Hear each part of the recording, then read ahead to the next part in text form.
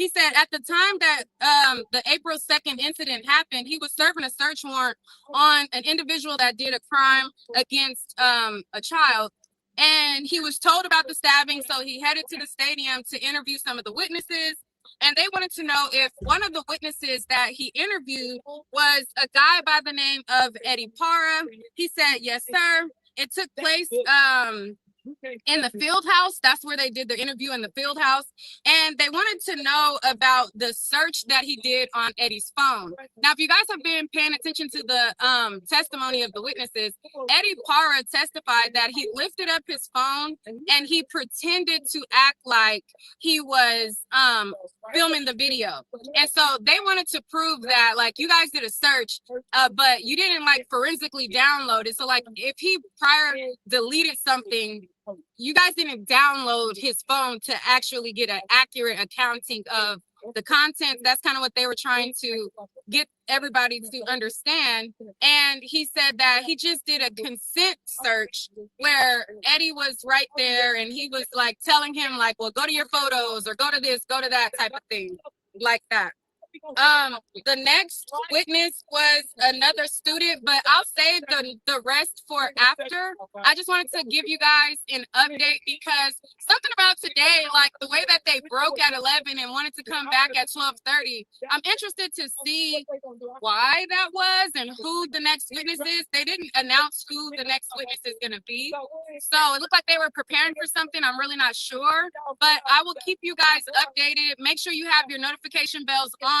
I have been in the courtroom every single day of this trial, and I'll be giving you guys live updates when I can. So thank you guys so much, and we're out. Well, shout out to the beautiful Neek at Night. Shout out to the beautiful Neek at Night. She down there at the Carmelo trial. For everybody over there, we can stop sharing. Shout out to the beautiful Neek at Night. She's down there at the Carmelo Anthony trial. Looks like she got some brothers over there protecting her. They said it was something crazy going on earlier.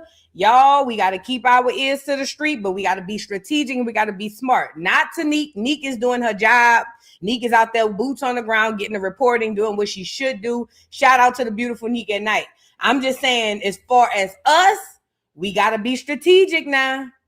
We can't just crash out the way we did in the 90s and beyond. You know what I'm saying? We have to be strategic. But shout out to Neek at Night. Yeah, that's Neek. Shout out to Neek at Night. I'm going to have to go check on what happened. Somebody asked in the chat, why were you crying earlier? I'm like, Lord have mercy. Yes, be more. Conserve your energy. Protect your energy. God, Lord. I tell people all the time, protect your energy and guard your melanin. Do you hear me? Protect. These are the two laws you should live by in life. Protect your energy and guard your melanin. These are the two most important things you have in your possession. Your energy and your melanin. Please protect and guard both of those things. But shout out to Neek at Night for being out there, boots on the ground. Better than me, because I ain't going out there. Ain't going. Ain't about to put no clothes on to be down at no doggone trial looking crazy. And let me stop. Because the way my life set up, I'll be on here saying ain't going, and then some trial pop up and this me. It's your girl Voodoo Doll TV back with a quick little, you know what I'm saying? The way my life set up, I'll be on here hollering, girl, couldn't be me, ain't going down there to no trial. Next thing you know, it's some big old trial and hear me. It's your girl Voodoo Doll TV broadcasting live. What's up? I don't plan on going to no trial. That's not my thing. I sitting in the courtroom, girl. You know, courtrooms remind me of hospitals. Ew. You know? Courtrooms remind me of DMVs and Social Security offices and welfare offices. It's just like, ugh. You know what I'm saying? Like, I don't want to be up in here. It's cold. You feel what I'm saying? Everybody in here all uptight. You know, it's scary. People about to lose their life. They don't know. It's just too much. It's not my thing. I don't ever plan on going to no courtroom. So please, y'all, if y'all ever see me down there, it took a miracle. I don't ever plan on going to no courtroom. It's just, yeah, it's sterile and lifeless. That's exactly what it is. Thank you, Purdy VA Girl 86. You summed it up really good. It's so bland and sterile, lifeless. That's exact. I hate it. I just, I hate courtrooms. I hate police stations, hospitals, now I ain't gonna say libraries. Libraries all right. I hate any kind of government building. Ugh. I hate going in there. The welfare office, when I used to be trying to get food stamps, I hated going in there. You know, it's just certain places I just, y'all got it. Y'all got it. You know what I'm saying? But anyway, shout out to Neek at Night. We're going to keep our ears to the streets to make sure Neek is safe, okay? Simply Monique, thank you so much for the super chat. Says, big sis, wishing myself a happy 41st birthday. I'm already starting to see spaceships on Bankhead. There you go. Please play the birthday songs with Kanye since that crazy fool is my birthday twin. It's Ye's birthday too? It sure is. You know what? Drop the cakes in the chat. It's your birthday, Simply Monique, and I did see a video of Kanye celebrating with some people in the background singing. But you know what? Screw Kanye. It's your birthday, Simply Monique. Happy, beautiful birthday to you. I hope that you have many, and plenty more. I hope that you have all the love and all the desires you want. Y'all drop some cakes down in the chat for Simply Monique. And if you want to, for Kanye crazy ass. You know what I'm saying? Drop some cakes down in the chat. Happy birthday, beautiful. Enjoy your day, weekend, month, year, and all the other Geminis with y'all crazy ass. Happy birthday to y'all too, girl. Drop the cakes down there in the chat. To you. Happy birthday, happy birthday, happy birthday,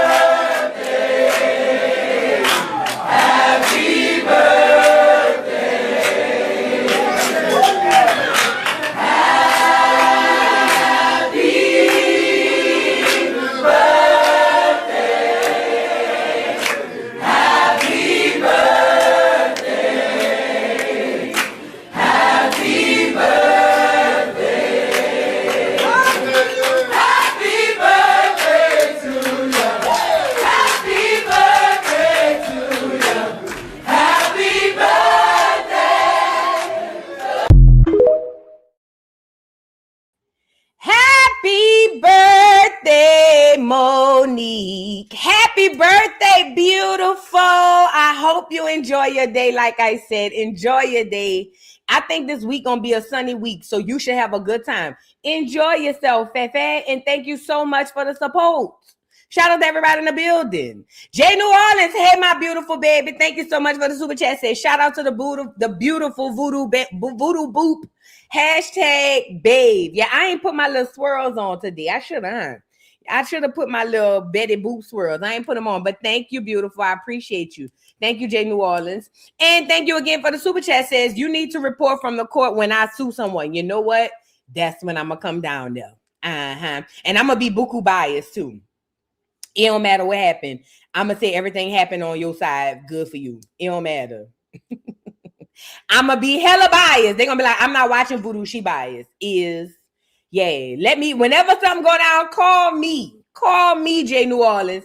Thank you so much for the super chat. And shout out to everybody in the building now. Before we get into the show, y'all, we got to get the morning announcements out of the way. First and foremost, Black America, please do your genealogy, please. It's free-ish, depending on how you do it. But do your genealogy. Find out who you are, where you come from, what happened, who was the people who came from you. Do your genealogy. You're the only people who have this, so please get it done. It is going to be the next best thing or the best thing that ever happened to you.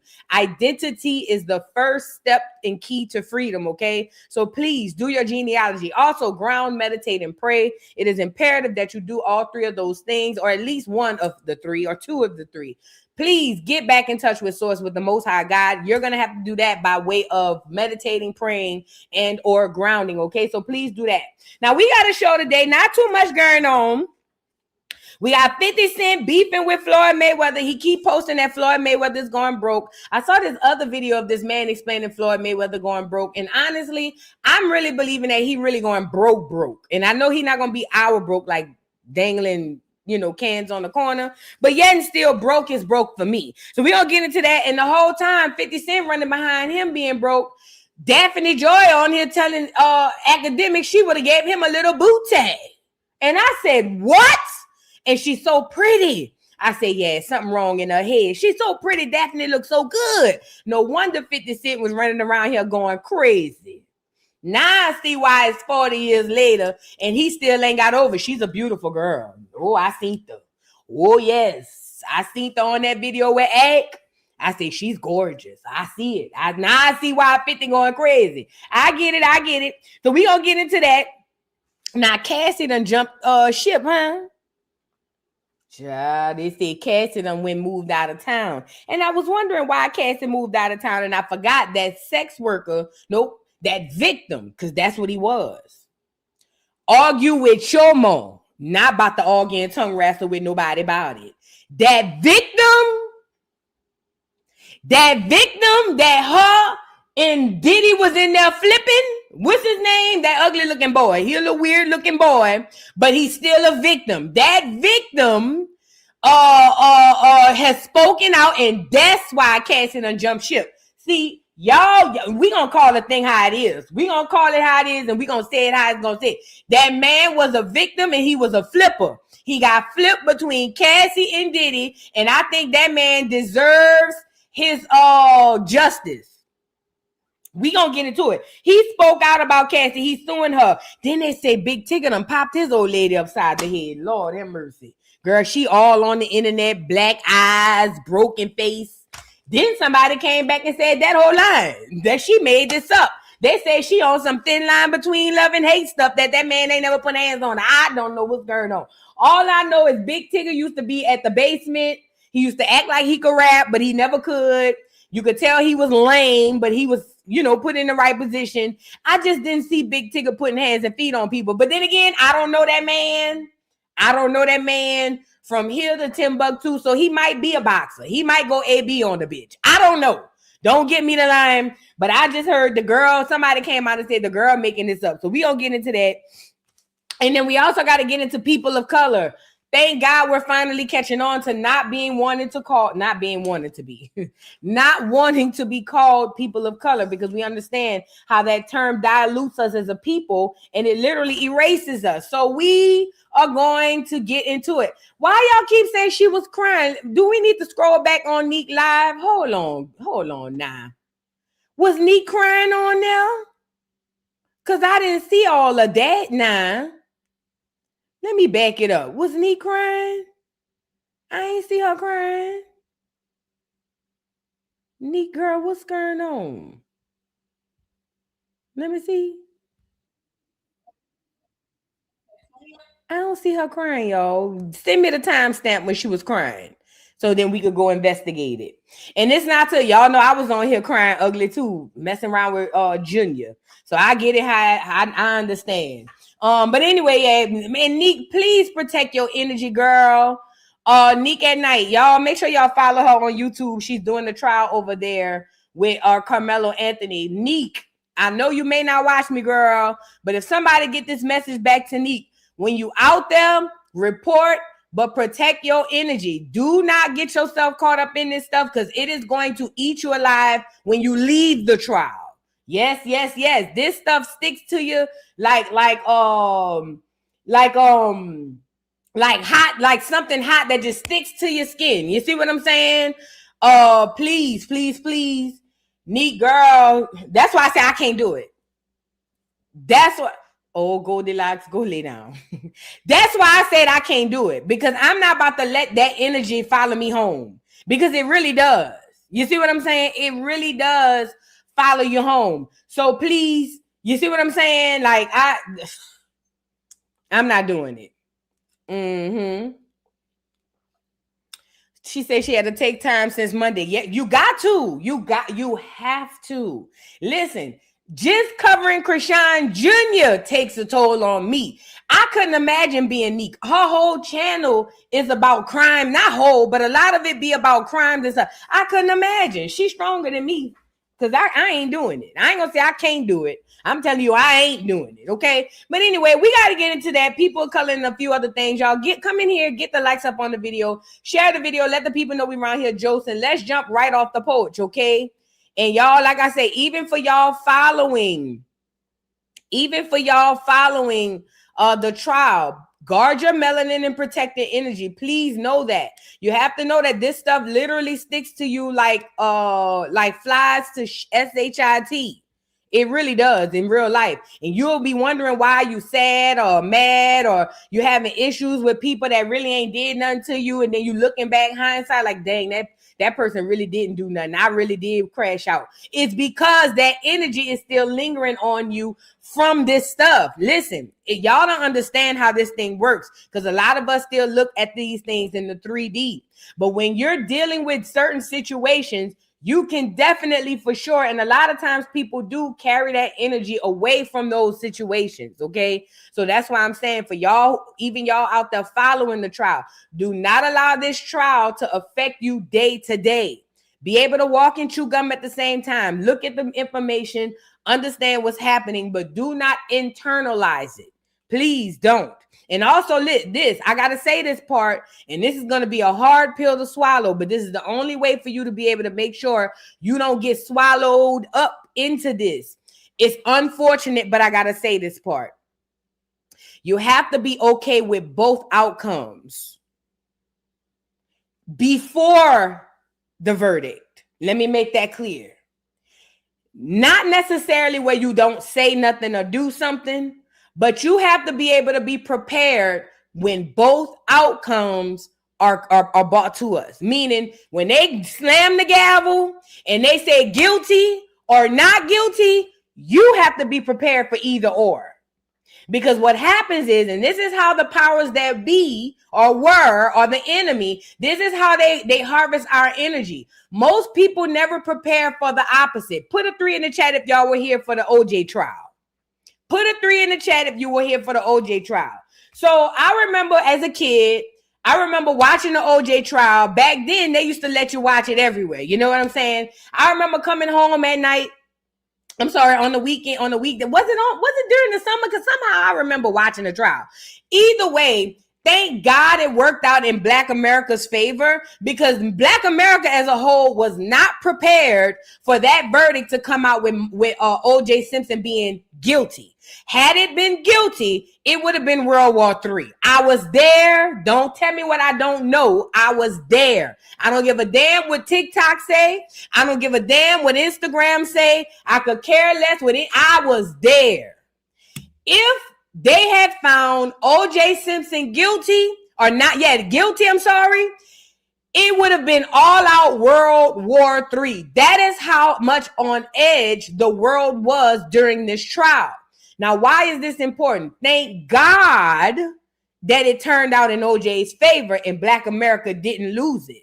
But I'm telling you, Black America, don't fall for the same banana in the tailpipe, because this time, this is not an OJ situation. They have been antagonizing us on social media. All these Asians y'all see coming out now that's saying all these horrible, disparaging things about Black people, agents, paid agents. Very few of them are genuinely feeling that way, but the mass majority of them are agents. They are trying to incite a riot, incite a war, a race war.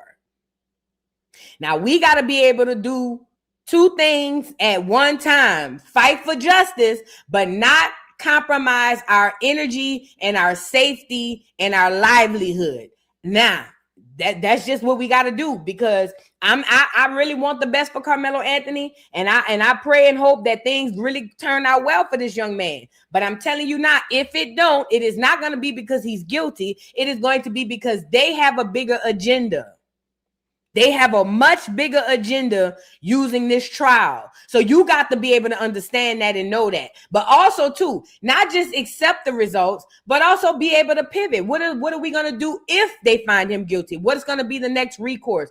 Things of that nature. So please, y'all, don't get caught up in this crap, because it will definitely catch you up. Please, please, please. This is how you get got every time. This is how they got us with George Floyd. This is how they got us with Trayvon Martin. Every single one of those deaths. And honestly, I don't even know if the people were even real. I don't think Trayvon Martin was real. I've been thinking that.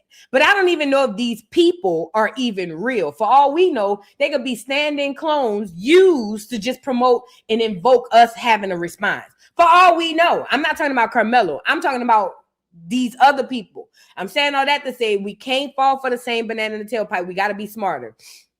Now let's move on and let's get into the show. Let's move on and I believe Trayvon was a hoax too. I believe Trayvon was a hoax too. This keeps me up at night. Trayvon still haunts my dream. You better not let Trayvon haunt your dream. What if Trayvon wasn't even real? All jokes. Because see, we not into the point where clones are more talked about in open settings. What's gonna happen if y'all find out Trayvon wasn't even a real person? I watched this documentary on Trayvon years ago, and nobody knew anything about this kid except the 1 or 2 people that testified during the trial. Nobody.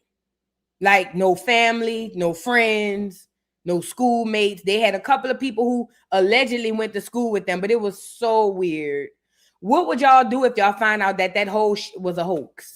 Just like all of the rest of the stuff we learned about in history. A lot of this stuff be hoax. And when I say hoax, I don't mean like it's completely fake. It's real because it actually happens. But the thing in which you believe, that is where it be fake. You see what I'm saying? Yeah, his daddy a 3rd-degree Mason, talking about Trayvon Martin. Not only that, and then the mama jumped out the window and became a politician.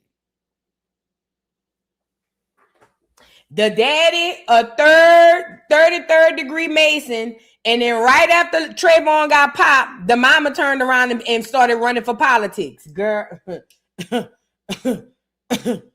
Hello? Hello. They say Zimmerman a Mason. That makes all the sense. Everybody in on it. I don't know, man. I don't know. Like I said, Black America, we got to start being smarter. We got to start being able to walk and chew gum at the same time and be intelligent enough to know when to react and when not to react. Okay? When to react and when not to react. And if his daddy a Freemason, is George Zimmerman a Freemason, I'm pretty sure the mom was the Eastern Star. They all in on it together. And the whole Trayvon, either he was real and just a kid that nobody knew, or he wasn't even a real character from the beginning. They just put him in there that's a whole nother story. Let's move on. Let's get into the show, y'all. Like the video, subscribe to the channel. Like the video, subscribe to the channel. Now, I want to get into, did y'all see Beyonce and them still desperately trying to sell this damn secret secretions? Whatever this shampoo is. Here come Mama Tina. The fact that y'all listen to anything this witch has to say is really baffling to me, because she literally sold y'all witch's brew in a cup and called it gumbo and had y'all out there throwing up. But again, people are so starstruck behind these demons y'all call celebrities that y'all don't care about nothing. So here come Mama Tina telling us that it was the secret secretion products that helped Jay-Z come out them nappy ass wicks. Y'all get the likes up. Nikita Rashawn started twisting them, and she started using the sacred products. Now, this was 6 years ago that we had the products. They weren't on the market, but she understood that deep conditioning and taking care of the hair and shampooing it and depositing moisture into it was very important in that lock process. And as a result, he had these beautiful locks that grew way down his back. And so moisturization and deep conditioning is a really important part of the journey. The molecular weight of sacred makes it so special because it penetrates deep into the cuticle or deep inside the. This a goddamn commercial. Why is Tina up here giving a commercial? Bitch, we didn't ask you for this infomercial. Girl, with the filter on and everything. Because the molecular weight is so small, it can fit in there. It's very simple. But taking care of your hair is key to it. And I know it's hard for some of you to believe that that he has this big, thick, beautiful head of hair at 50 something, but he does, because he takes very good care of his hair. And of course, it's genetics. It's his mom and his daddy passing down those good genes, but it's also hair care. Girl. Nikita Rashawn started twisting. So they want y'all to buy this witch's brew in the bottle now. I wouldn't trust nothing coming from the Carters, and not they crazy ass Mo, Tina neither. I wouldn't trust nothing coming from them. But I guess y'all haven't been buying the shampoo and conditioner like y'all supposed to. So where they had to put a wig on Jay-Z and put him out there and swear to God the secretions and then combed out the dreads. All I know is if you do buy it at your own risk, child. But the fact, this is the part that gets me. The fact that they have to do these commercials, because that's what this is. I know it doesn't seem like a commercial because it's not giving the whole setup and the whole production of it all. But Tina Knowles is an influencer, and she's using her platform to sell the product. This is literally a commercial made on her phone. That tells me, number one, the sales must not be selling. And number two, that must be trash because ain't nobody out here buying it. And then three, of all people to get out here and sell it, why would you get Tina Marie crazy ass up out of here? Don't nobody want to buy nothing from Tina Marie ever since she tried to poison them people down at the local fair in Houston. You should have got green and yellow to come up here and sell it. Get blue. All she do is a 8 count anyway. Make her learn some lines to get blue to get on here and sell it. Other than that, we don't want to hear it. We don't want to see it, and we don't want to find it. Get Miss Tina off of here. Looking a mess. Girl, get off of here, Miss Tina. Now let's move on.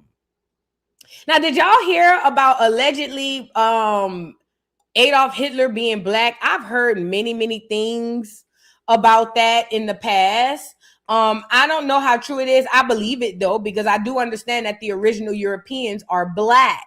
For those of you who think that Europeans are white and associate Europe with white, it's because you've been indoctrinated to do so. Anybody who understands the original Europeans, you know that those people were black. I'll give you an example. Y'all ever watched the show Bridgerton? I've never watched it a day in my life, but I did happen to see it on Netflix one day when I was scrolling, right? And I saw these black royal Brits. You see what I'm saying? And they were all black, but they were amongst clears. If y'all understand European history, then you know that the clears didn't come until way later. As a matter of fact, a lot of your Moors that came out of Africa, a lot of them like to settle in Europe as they do today. You see, you go to Europe, you see a lot of Africans over there. It's the same route they've been taking. But why is this important? If you understood the origin of the true Europeans, then you know that they're black, which would mean that a lot of this European history that y'all be reading about and hearing about, it ain't comprised of clear people. It's really comprised of black people. However, that black and our black is completely different. I heard that Adolf Hitler was black, and I saw this video and I wanted to share it with y'all and see what y'all think. Shout out to Brother Truth Online. Y'all get the likes up on the video. I don't know, man. Just a few days ago, I posted a clip from the Congressional Record where they themselves admitted that Hitler didn't look like the other Germans with blonde hair, blue eyes, but yet he was a swarthy man with dark eyes, similar to this brother up here. Which now makes me question, is this the true image of Adolf here? Or with this man on the right that we've always been seeing the true image? Or was he just an actor? So y'all know me. I have to do a little investigation. I put this picture in multiple platforms and AI researches, and this is about the best answer that I got. Now, after asking Manus, it told me that the man in this photo is Ivan Dixon, the Black American actor who played the Staff Sergeant James Kinklow on the 1960 sitcom on Hogan's Heroes. I was like, okay, all right. So I pulled up the show from the 1960s, and apparently this is the brother Ivan right here. Now, this is supposed to be Ivan on the left, and on the right is the alleged Adolf. Why that look like Ving Rhames? Is it me? This picture right here look like Ving Rhames. Now, I know everybody try to say all black people look the same, but if you ask me as a brother, these look like two different people here. And I was like, nah, I don't think that's it, man. So we went back to the drawing board. I said, could you find any picture identical to anything like this on the internet? And it came back after a 10-minute search. And this time it told me, yes, I found the image elsewhere. This image is not most likely Ivan Dixon from Hogan's Heroes. A much stronger match is Samuel L. Jackson as the octopus in Frank Miller's 2008 film, The Spirit. Boy, if you don't get the... So, okay, now, y'all, I got real life questions and I need somebody out there to put in the in-depth research and let me know who this man is, y'all, right? Because this is the description that they say in the congressional record in 1937, and it reads, Adolf Hitler himself, the Al Capone racketeer of Germany, was a dark-skinned, black eyes, swarthy, and excitable man. Seems like he matches the description, y'all. You let me know what you think. Is it really? So I've heard, like I said, I've heard many times before that Adolf Hitler wasn't white. And I've also heard through many, many channels that the person we see to be Adolf Hitler is an actor. I've heard that on separate occasions, many times. But it would make sense that he was black, because if y'all ever read the book Mein Kampf? That's the book that Adolf Hitler wrote. I read it a couple of times. I read it. I want to reread it, but I read it a couple of times. And it basically, Mein Kampf means my struggle. In the book, Adolf Hitler spoke about when he went off into the wilderness and he went to go tracking down for doing his military stint. He spoke about how the Jews are black. He literally said that, and he didn't call them black. I think he used the term swarthy or dark skinned or something like that. But he spoke about how when he went rough packing through the woods, that he ran across the real Jews, and he said that those people were dark skinned. And he said the people that were coming out, the people that we saw all over the media who were making him out to be the bad person, he was basically saying that those people were the imposters. Those people were the fake people. I like I said, I haven't read it in years. If y'all ever want to read it, there's a copy of it. I know for a long time ago, I used to listen to the audio book of it on YouTube. But y'all got to go read that book, Mein Kampf. He spoke a lot about race relations. See, they'll make it seem to you in the media that he was all about the Jews and, you know, what was going on over there in Europe. But he spoke a lot about race relations. He even spoke about what was going on over here. Y'all remember I showed y'all this before? Hold on. Y'all remember what I showed y'all that he said about us? Is it where it is? Right here. This what he said about us. You see what I'm saying? And he basically, if you could read this, he basically said that when we find out what's really going on, it's gonna cause World War III. He also said that America has the most high, God's precious jewels, and he called us the Jews. He spoke heavily about race and about how these people who claiming to be this ain't that. He said it. We spoke about it on this channel before, so it makes all the sense in the world. But, you know, I've always said to myself, if the government wants us to love them, we should ask why. And if the government wants you to hate somebody, you should definitely ask why. They wanted us to love Martin Luther King, all for us to realize Martin Luther King literally stole everything we had from us. That's why they got us celebrating him every January and February, because it literally commemorates us being okay with him stealing everything that we have and giving it to the foreigners. So I know they want us to hate, what's his name? They want us to hate Hitler, and that told me to look more into him. And when I looked into him, I didn't see him to be the bad person that people made him out to be. I don't give a damn. Said what I said. I looked into it. But anyways, it looks like he was more or less protecting his people, his land, and he was able to see something that most people couldn't see, which was it's some about to go down. You see what I'm saying? Now, did y'all see this man? Hold on. There was this clear man who worked for the fire department. Why did he go around starting fires and then coming back to put the fires out?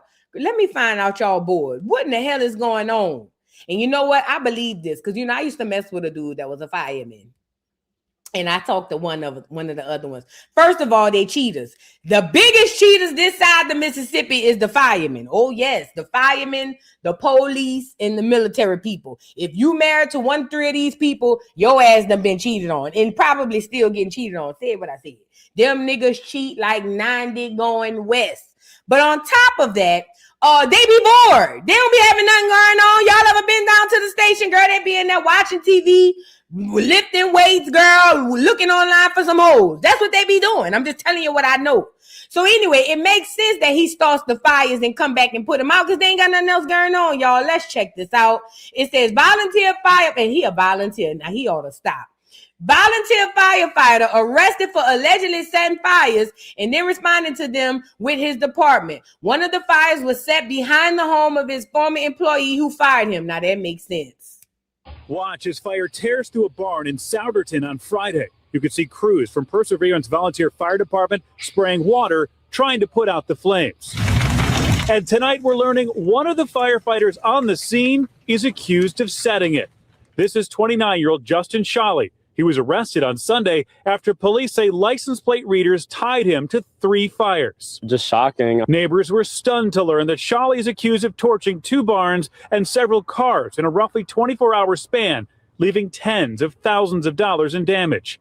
Investigators say he set 3 fires within a few miles of each other, then would show up to the fire company minutes later to help fight those fires. Certainly never thought he was capable of doing something like that. He worked at the Boys and Girls Club where my kids went when they were younger. Nick Clemmer lives near the storage barn that burned early Friday morning and called 911.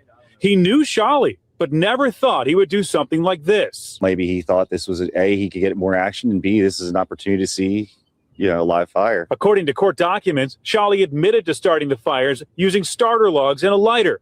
Both were found by police in his car. We've also learned this barn fire near Lumber and Wild Street was set behind the home of one of Shawley's former employers who fired him. In total, 18 civilians were put into harm's way and had to be evacuated because of these fires, but no one was injured. Watch as fire tears through a barn in Souderton on Friday. You could see crews from Perseverance Volunteer Fire Department spraying water, trying to put out the flames. And tonight we're learning one of the firefighters on the scene is accused of setting it. This is 29-year-old Justin Shawley. He was arrested on Sunday after police say license plate. So Justin must have volunteered for the firefighter people and said, oh, y'all just around this bitch chilling? Oh, okay. We need some action. Now, one thing I will say in Justin's defense, burning down the person who fired him, barn, top tier. And to me, Justin, you get props from me. Because I know I had a supervisor, the last supervisor I had, I would have burnt that whole house down. I was scared though. You know what I'm saying? I don't commit crimes. But if I was a commit crimer, or if I was a crime committer, yeah, I would have set that whole house on fire. I sure would have, because she was living pay to check the check anyway. It would have put on her ass. That old was living check to check. That fire would have put on her ass. So I understand. Sometimes you got a job where the people get on your nerves. Girl, you be thinking all kind of stuff to do. I know I've been there, got the t-shirt. Trust me. Trust me when I say. But other than the supervisor, he needs evaluation. Something is wrong with him. Maybe he felt like they ain't had much to do, so he decided to start fires. I don't know. Like I said, I used to mess with a boy who was a firefighter, and they don't do nothing but cheat. Just if they ain't cheating, they looking for somebody else to cheat with. That's all they do. Maybe this young man don't like to cheat. Maybe he actually liked to fight fires, so he did what he had to do. Now, I wonder how much time he gonna get. Y'all know they gonna slap him on the wrist and let him go. He'll be volunteering in your neighborhood soon. Y'all be wondering why fire's been coming up. Now, all of a sudden, everything catching on fire. You don't know what's going on. He just got hired as a volunteer. I thought when you volunteer, you don't even have to be there every day. I thought it's just whenever they need you. Oh, there you go. I just answered my question. No wonder he was working. He was setting the fire so they could call him.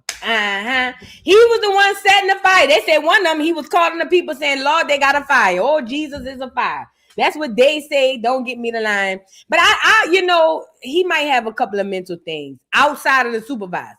Cause on my mama, I want to burn. Man, listen, you know how much stuff ran through my head behind my ex-supervisor? I want to fight that whole. Man, it's so much stuff I was thinking about doing. I was thinking about getting somebody to screw her husband.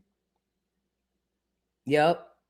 I was thinking, I was really contemplating who, if y'all used to be on them lives when I used to be in the car on my lunch break, I hated that bitch. I wanted to get somebody to screw her husband because I know that would have really sent her to the crazy hospital. Because the last time he cheated, that hoe went damn near checked herself into the crazy hospital.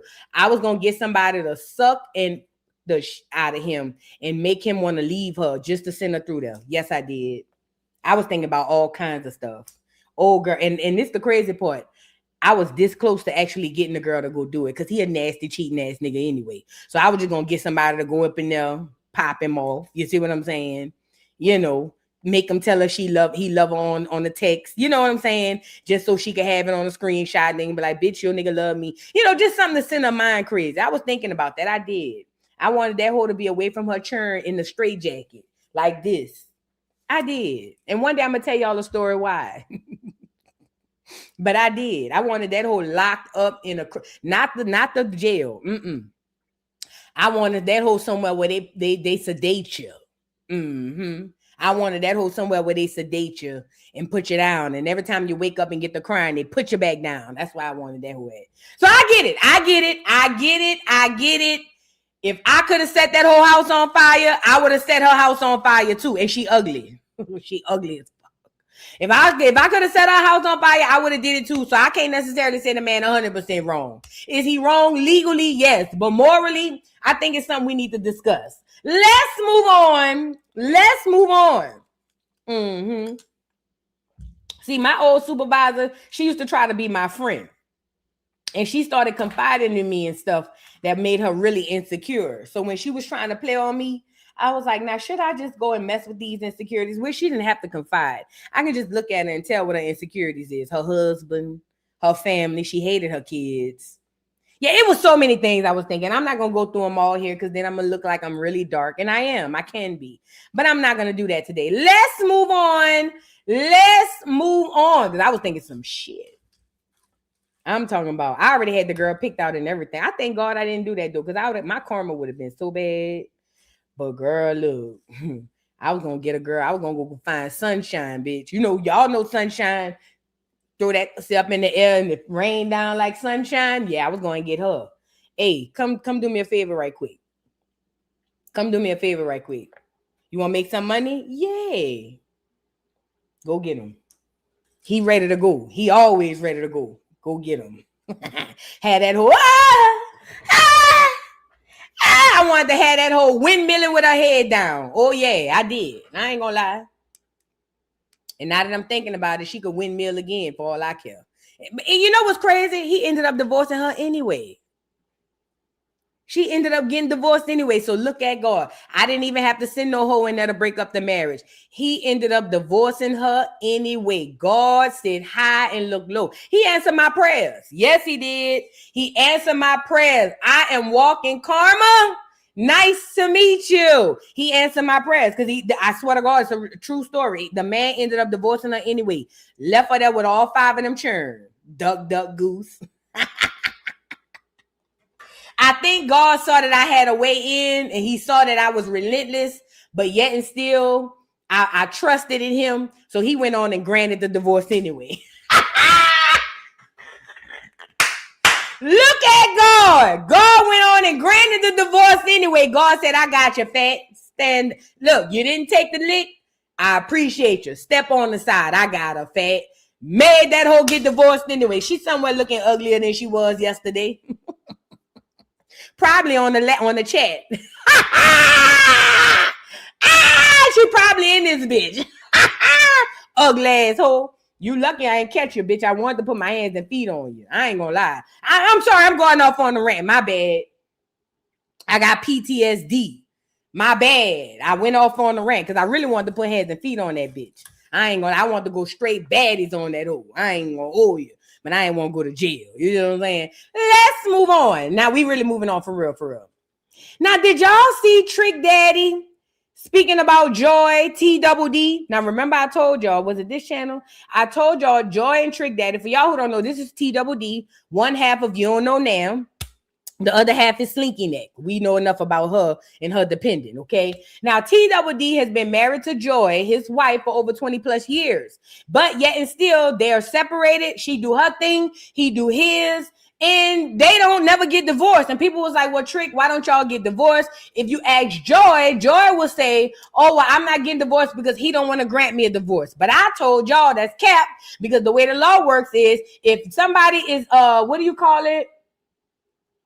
Well, I was going to say deranged. No, not deranged. Estranged. If somebody is estranged from you, the law has to grant you a divorce. I don't know who around here looking for somebody to grant you a divorce. All you got to do is prove that it's been a year since the person has been estranged, and the law has to, by law, they have to divorce you in most states. I ain't going to say all states. Also, too, you can put an ad in the paper. Did y'all know that? Yeah. You can put an ad in the paper, and if the nigga don't answer, I know in Louisiana, if the nigga don't answer in 90 days, automatic divorce. It's so many ways you could get divorced. Either way, whenever you run across people swearing to God that they're not divorced because this, and this, please know they lying. Anybody who's still married is only married because they want to be. I don't care what they done lied and told themselves for years and scolds and blows. Everybody who remains married because they want to be married and remain married to the person they married to. Period, point blank. Don't let that nigga lie to you and say it's because of the kids. That nigga lying. Don't let that nigga lie to you and say because she helped out with my mama when my mama was sick. That nigga lying. Don't let that bitch lie to you and say, oh, I can't find that nigga. He done left me. That whole lying. They just want to stay married, okay? Now let's get into Trick. Say basically the same thing, that he says that him and Joy continue to be married. He said he's not going to get unmarried because he's never getting remarried again. Let's get into it. Now, this is him talking to Young Miami. And he says if Joy want to keep cheating and committing adultery, then they'll just go to hell together and end up there and get married down there. Y'all get the lights up. Listen, she spent 2 weeks waiting on the hair appointment. She done sent the bitch a deposit who she can't even talk to. She done cashed out this bitch a deposit out of my money. She paid another bitch $150 to do her makeup. She bought a wig for $600 and paid the bitch $200 to install it. Mm-hmm. It took her 7 hours to find the outfit and 4 hours to get dressed. This shit been going on for 2 weeks, and I can get 15 minutes for a little quickie. That's the problem. Well, a lot of people are like, why you not divorced yet? Because I'm never getting married again anyway. If Joy want to keep on cheating on me and committing adultery, we're going to end up in hell together. We might get together in hell. But I'm not. But why you not getting a divorce straight? Even if you never get married again, like, why? That's why I don't want to get married. Men like you, because I'm not chasing down on men to sign on papers, and then I'm still married. You don't have to change one thing about that. I got to spend money to divorce you. No. It's like, see, that's the part about it that's not true. If a man don't respond to divorce, the judge gonna grant it in behalf of the woman. Facts, not necessarily the way he just said it, but what he's saying is don't listen to that BS about, oh, you got to chase a man. No, you don't.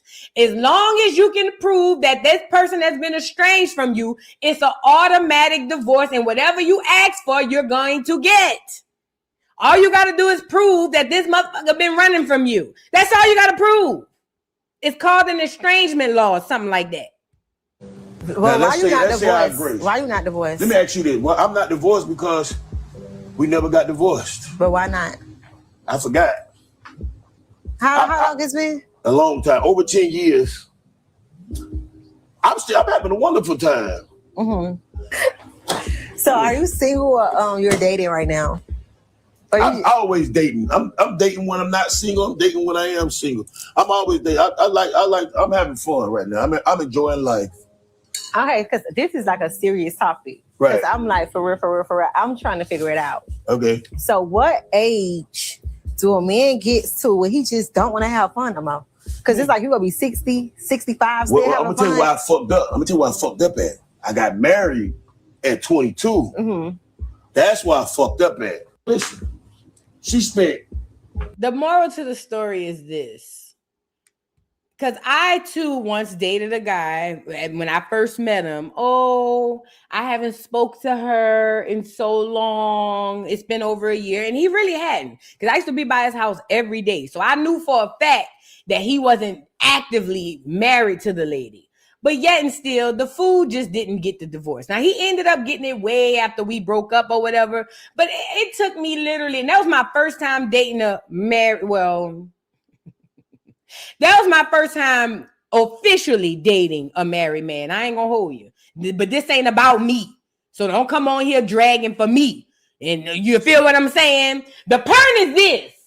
The point is, I realized it took me about 3 months in, if that, to know that this nigga just don't want to get divorced. And I played the game with him too. I played for the next 9 months. You feel what I'm saying? And then we ended up splitting up or whatever the case may be. But I knew right then and there, nigga, you just don't want to get a divorce. And there's so many people who out there, and I'm here for it. I just think it should be something that's understood and said, hey, I'm still married, but I'm just not getting divorced. Be like Trick. You see what I'm saying? Be honest. Yeah, I'm married. And why I'm going to get divorced? Because I don't want to. Just say that. But don't let these niggas and these bitches come lying to y'all, telling y'all that they couldn't get no divorce because I can't find them. And every time I try to call by his mama house, the mama be picking up, cursing me out. And all I really wanted was Pampers for my children.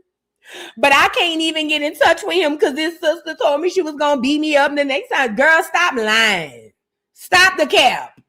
The nigga gone. Go tell a white man in the black robe that you've been trying to find this nigga and you can't find him. The white man gonna write down on the paper, divorced. That's how it go. Now, somebody in the chat need to hear this. I don't know who you is, but I'm telling you now, I went through it so you can know how it go. You see what I'm saying? Somebody in the chat need to hear this. Don't let them people lie to you, girl. They lying. They lying. They just want to be divorced, okay? I mean, they just want to be married to them people. Don't let them people lie, just like Joy and Trick. And speaking of tricks, did y'all see Erica Kirk get called a pedophile lover or something like that? She was at this thing and somebody said, what they say? They said that she protect pedophiles. But this wasn't the worst part. Did y'all see the face she make? I think this a clone. See this reptilian here? I don't know what this is. Which way I need the perm? I don't know what this is. But this ain't no human being. I don't give a damn. This thing right here, this malfunctioning chip thing right here, Erica Kirk, I don't know what's going on, but we gonna get into it. I don't even be listening to what the people be saying. I be looking at her eyes, her body language. This bitch might be a robot. Elon might have made the hoe. The bitch might be an AI robot for all I know. Something in the milk ain't clean about this here. Let's get into her. And like I said, it ain't even the lady calling her a pedophile worshiper or whatever. It's her response. Check it out. It says Heckler yells, Erica Kirk protects pedophiles in the middle of a speech at Turning Point Women's Leadership Summit.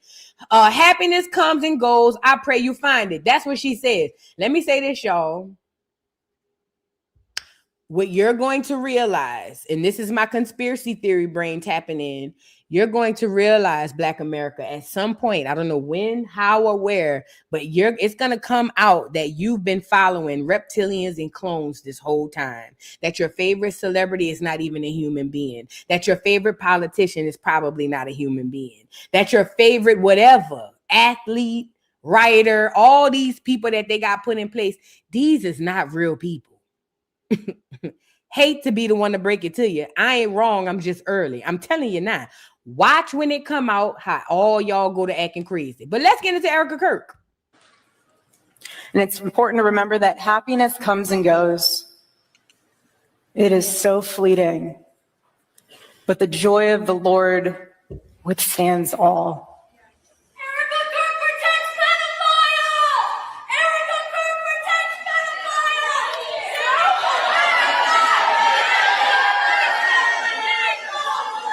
Y'all see her face? It's important to remember that happiness comes and goes, and I pray that you find it.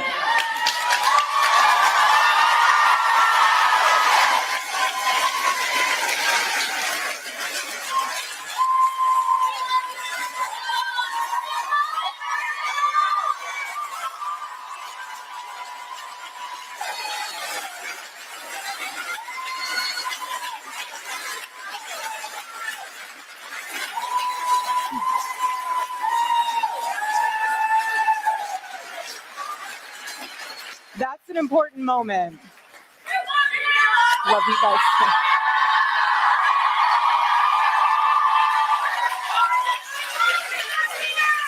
That's an important moment because that just showed duty to faithfulness gives life meaning.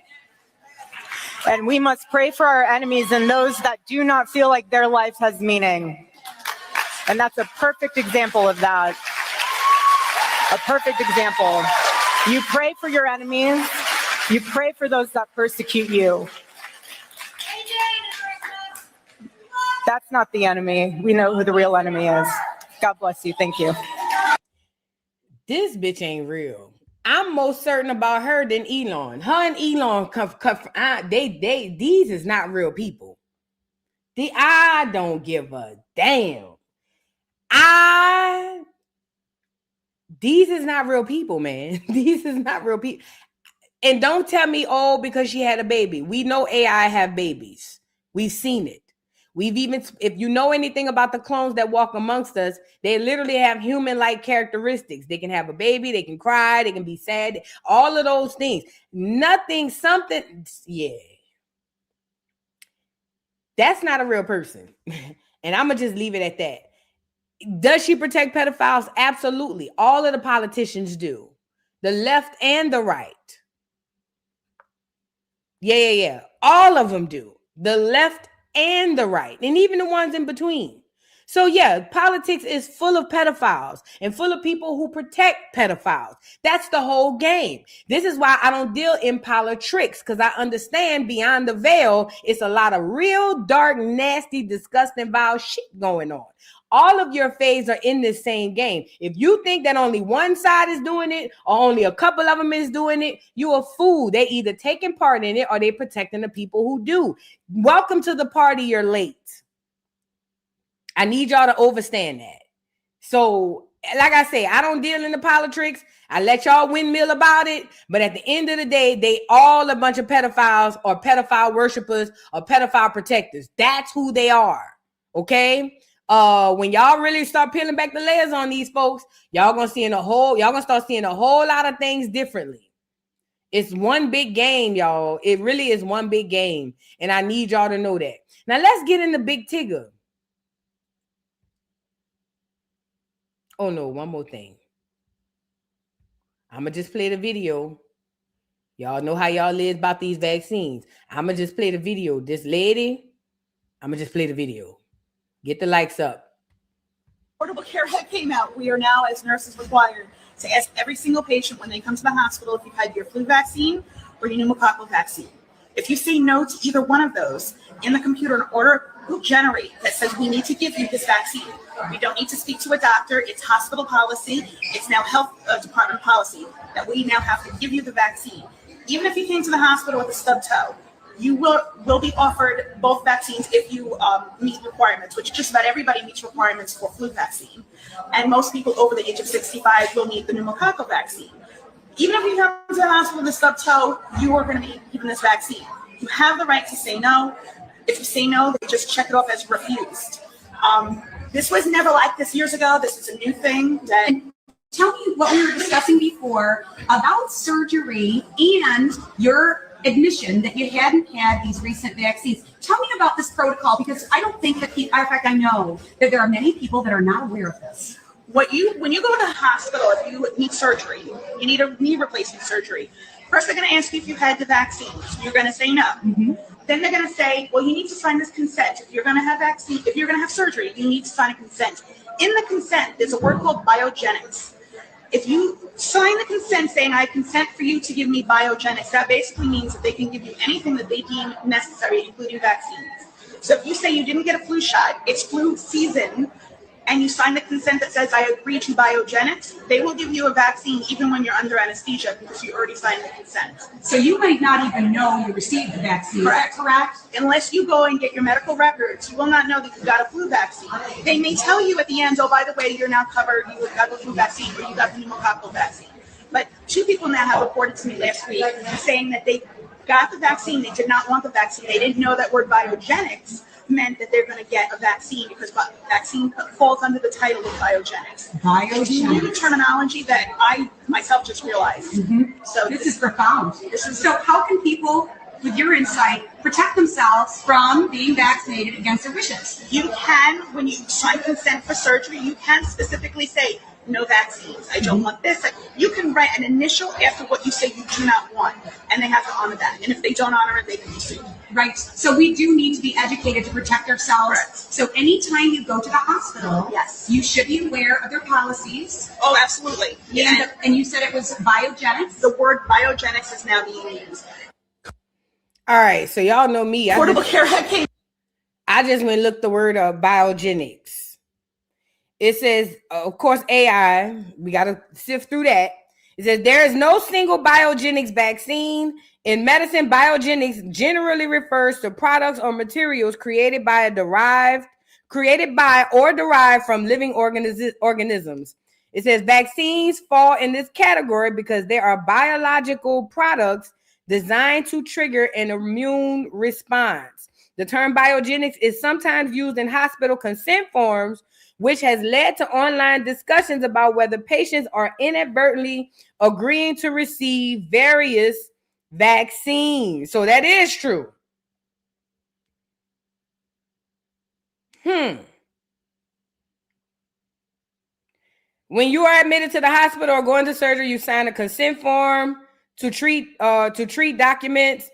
Read these very carefully. They often contain language allowing hospitals to administer vaccines or biogenics as they see fit, even without direct verbal consent, even if you are under anesthesia. Red line or cross out anything you do not expressively consent to, or sign an initial, and then make your nurse or anesthesia see it. Anesthetic see it. Wow.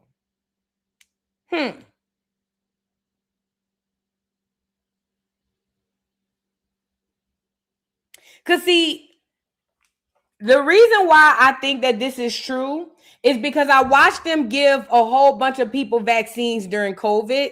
And even with the flu after COVID, a lot of people started getting vaccines that didn't ask for them. Like, y'all don't remember during the COVID pandemic? Y'all don't remember during the pandemic, there was this girl who went live and said she went in there because she had a broken arm or a broken leg. She said, and they had wrote on her paperwork that she tested positive for COVID. The problem was she never took a COVID test. And on top of that, they gave her a vaccine because they felt like you tested positive for COVID. They had a bunch of people that were coming out basically speaking on how a lot of them were wrongfully getting these vaccines. Not only that, if y'all haven't been paying attention, they putting vaccines in the food. It's in the food. It's everywhere. You know what I'm saying? So it will make sense that that is happening. Again, do your own research, but I would employ everybody to make sure you know your rights, your laws, and what it is when you're going into these hospitals. And remember, the biggest misconception is that these institutions are here because they want to help you. I am not by no means saying that there aren't people inside of these institutions that want to help you. I believe that every hospital have a large group of people who genuinely are there to help people, to save lives. That's not what I'm saying. What I'm telling you is the purpose of the system is not to help you. I don't give a damn who's in there. The purpose of the system is not to help you. It is to take from you. It is to experiment on you. It is to do to practice eugenics. It is for all kinds of things. Okay. So please, please, please do your research. Do your research. Do your research. Now let's move on. We got to get into Big Tigger because that's what I wanted to get into. So allegedly, Big Tigger had a domestic dispute with his wife. OM. It says Big Tigger's wife posts concerning video alleging abuse, says they're divorcing due to an alleged affair with his radio show co-host. Oh my God. Let's get into the video. That nigga hit you like that? Girl, what he hit you with, bitch? Girl, what he hit you with? He must have hit that hole in the head with a 2x4. He had to hit her in the head with a 2x4. Y'all see them stitches? Allegedly.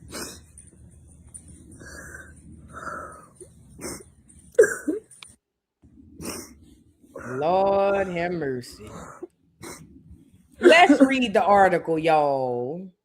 It says, neighbors, this is a mess. Big Tigger's wife, Alicia Brown, took to social media to accuse him of cheating and posted content related to abuse. In a now deleted post, Brown shared a graphic video showing visible injuries to her face, including a black eye and stitches running from her eyebrow to her forehead. Lord have mercy. It says in the caption of the post, she wrote, someone asked my husband why my face happened, while also tagging Big Tigger's new V103 morning show co-host, Francesca Amica. Ooh, not you tagging the side chick. The post quickly sparked questions online, and Brown appeared to respond to some of the reactions to the comments.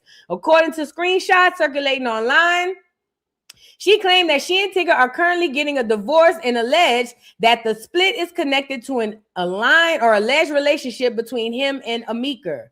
Brown reportedly wrote, yes, we are getting a divorce over his relationship with Francesca, while also claiming she already knew about the alleged situation before it became public.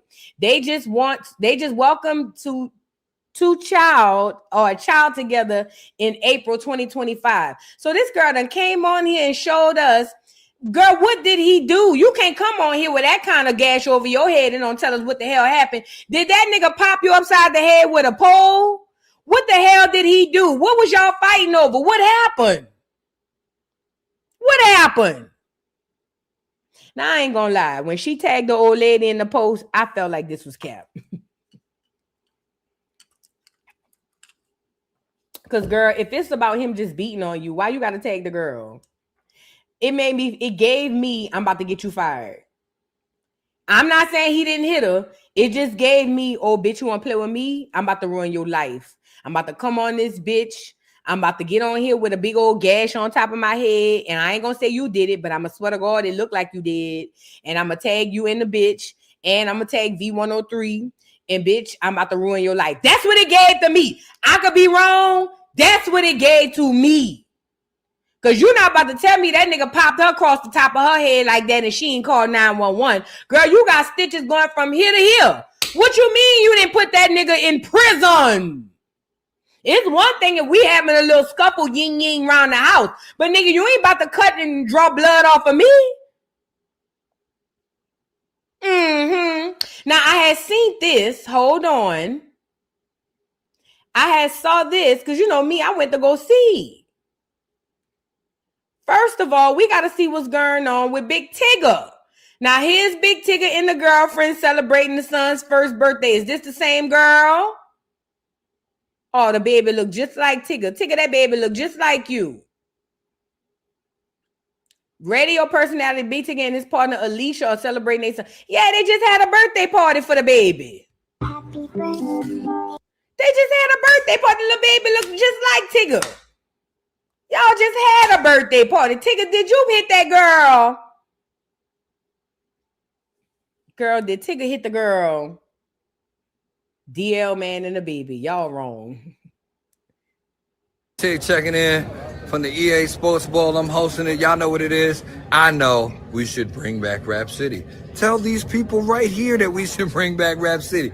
In the meantime, in between time, I would love for the Rams to win. Probably gonna be. What up, dog?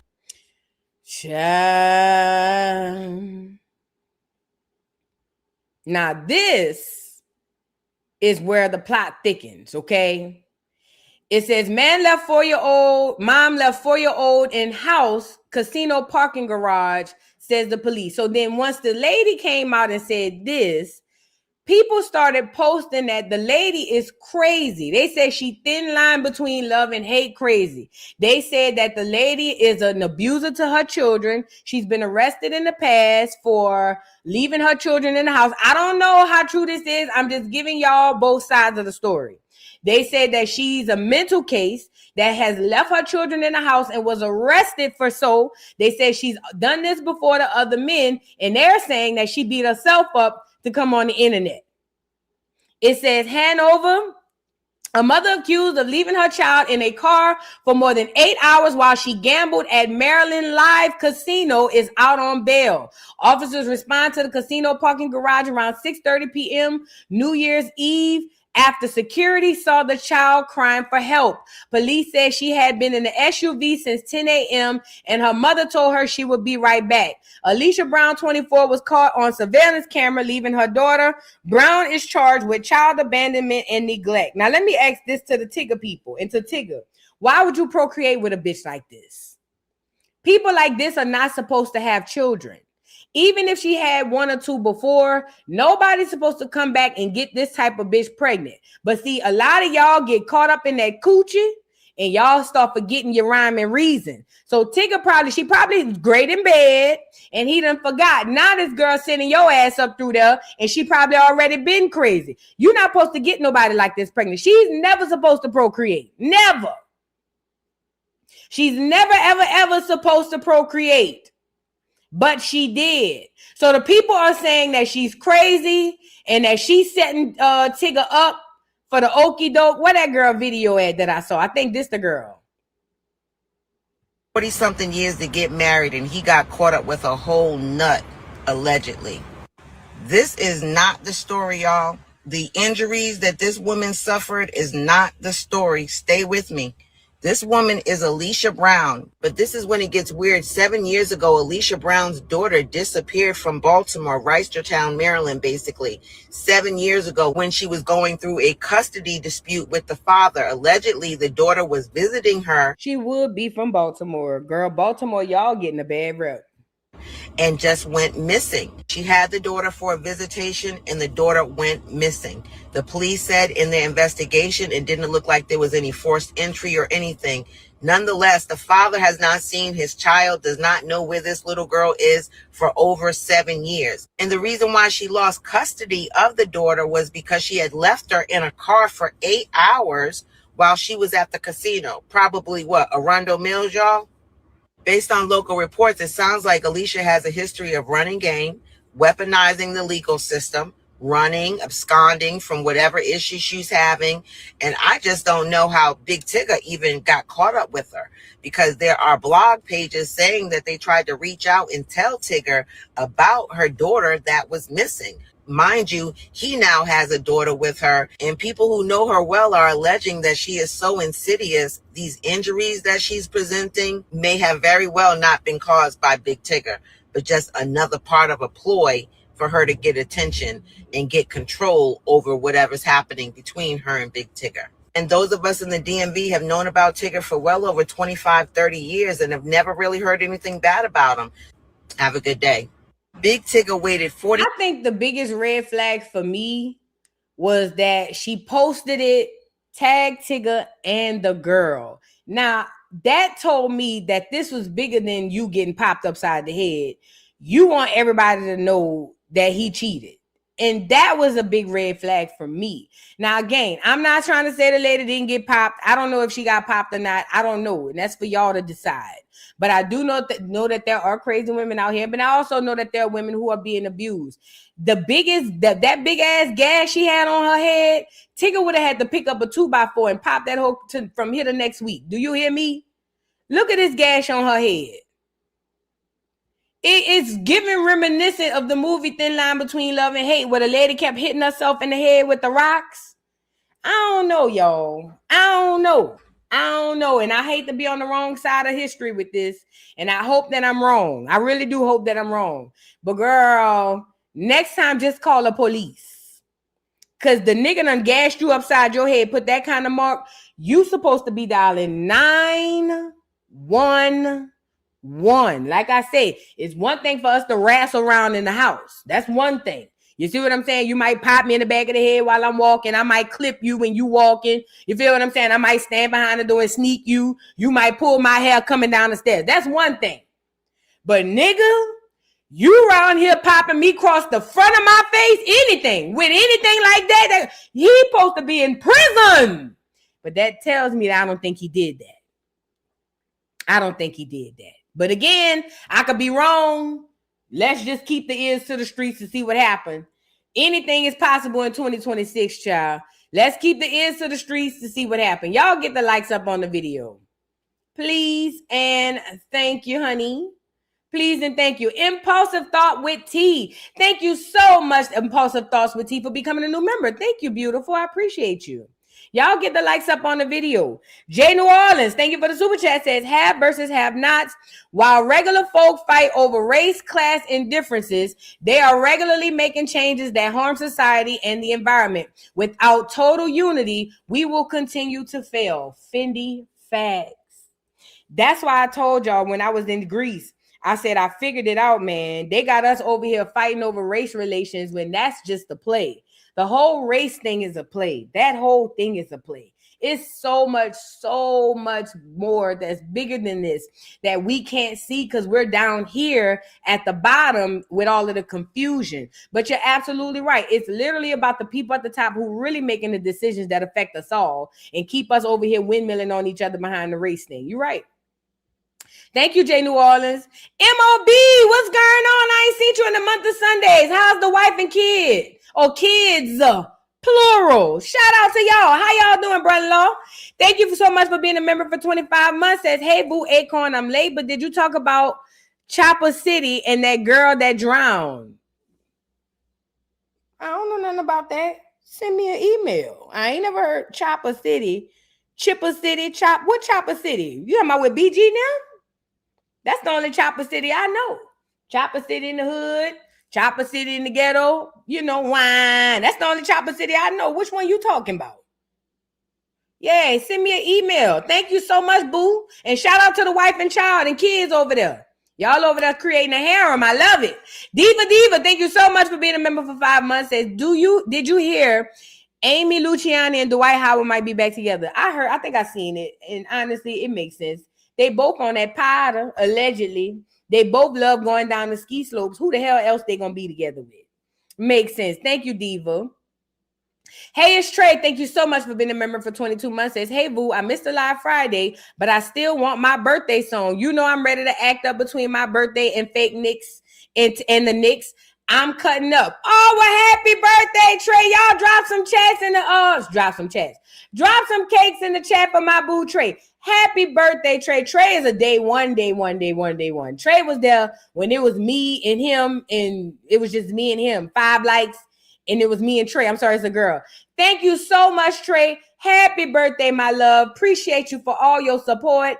Y'all drop some cakes down for Trey. I'll be right back. Happy birthday.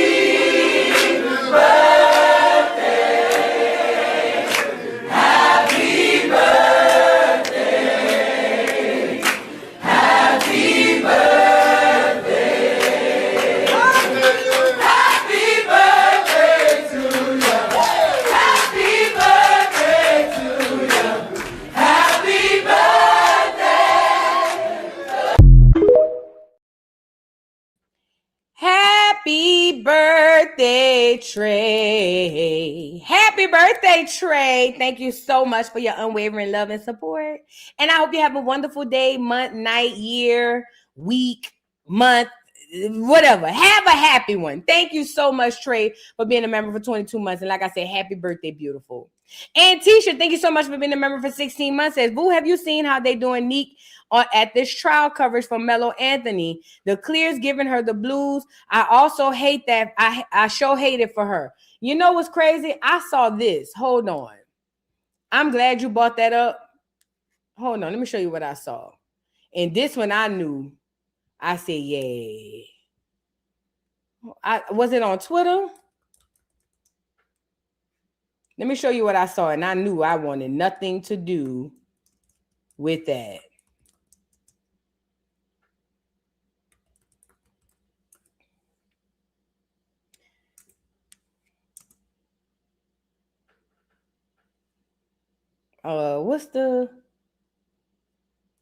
Let's do this. Let me show you what I saw. I saw these clears on there. Here they go. It was when I saw this, I knew that this was bigger. Thank you, Tisha. This is when I said, oh yeah, they on some shit around there. When I seen this. Anthony should be swinging from a tree outside this courthouse. Carmelo Anthony should be hanging from a tree. He wants to reestablish race relations in this country so that we can get along. Tensions were high today for the Carmelo Anthony case, who is on trial for the alleged unaliving of Austin Metcalf. We love our black youth. They deserve protection too. So, excuse me if I use colorful language like Carmelo Anthony needs to be swinging from a tree. Our people are being hunted by your people. It's the other way around because for years and years and centuries, white people have killed black people. You deny that? Like have hung black people in trees. Like you said, have enslaved black people, have mass incarcerated black people. I think it's victim culture. I think it's victim culture, and there's too much. You crack ass motherfucker, you barely made it to the. You got one foot in the grave and one on a banana peel. I'm gonna push you if I get close enough. Many supporters from each side showed up and gave their side of the story, including Next Gen. I want to put out how Carmelo feels. He feels like you need 8, 19-year-old child that's starting for their life. That's one of our sons, Yeah. you know. That's one. I'm just coming here to support one of my family friends. You know, I think it's messed up what they did. I'm not saying anything racially, but I'm protesting that somebody that did a crime should be in prison for that crime. Because if the shoe was on the other foot, they wouldn't give a damn. Let's say the community. I just want to make sure that I capture, like, in my mind, like, everything, how it happens. I'm Native American. I believe in Christian values. I'm here to stand for these people over on this side. They're animals. They're heathens. They're fucking, they shouldn't even be allowed in this country anymore. They are agreeing that an innocent person should be murdered and the guy should get away. I don't agree with that. Yeah, it was pretty wild, but I put some details below about the case. Let me know your thoughts on this. Yeah, when I saw all of that, I knew I needed no parts of that. No parts of that. And shout out to Nick at Night, like I said, for being brave enough to be out there. They said she was crying. I don't want no parts of that. I'm not about to go out there with no protests, with no signs, hollering about hell no, we won't go, we shall overcome over there, trying to over talk and over scream over no crackers. Not doing it. I ain't cut. I ain't gonna say I ain't cut like that. I refuse. I'd rather be sitting out here in front of my yard bathing in the sun. I ain't even gonna hold you. When I saw this, I knew this is something else. You feel what I'm saying? So yeah. Yeah. Shout out to Neek at Night. Shout out to Neek, bro. Shout out to Neek. Thank you for the super chat. MOB says that boy was the making the band. What boy? What boy was on making the band? Now I'm all the way lost. Thank you, MOB. You don't have to send another super chat. I'm gonna watch out for your response. Thank you. Let me see, what else did you say before that? MOB said, oh, Chopper City. Acorn, I'm late, but did you talk about Chopper City and that girl that drowned? That boy that was in making a band? I don't know. Send it to me. Respond to that. Chopper City. Thank you so much, MOB. And Nene, thank you so much, Nene, naturally, for the super chat. Says, I finally caught it live. Love you, Vu, and I love you back, beautiful. Thank you so much. Beautiful. Thank you. Oh, Chopper. Oh, you talking about Chopper. Oh, yeah, I get it. Chopper from making the band. Yeah, but they said that's an old case. So for y'all, I see what you're talking about. All right. I know what MOB talking about. His name ain't Chopper City. Well, is it Chopper City? I don't know. It's the fake Chopper to me. I'm born and raised in New Orleans, and I remember watching making a band with y'all, and we didn't know who the hell Chopper was. Y'all know Chopper from making a band. Let me see if I can pull him up. I know what you're talking about, and I saw that. I saw that on Keat Live. Hold on.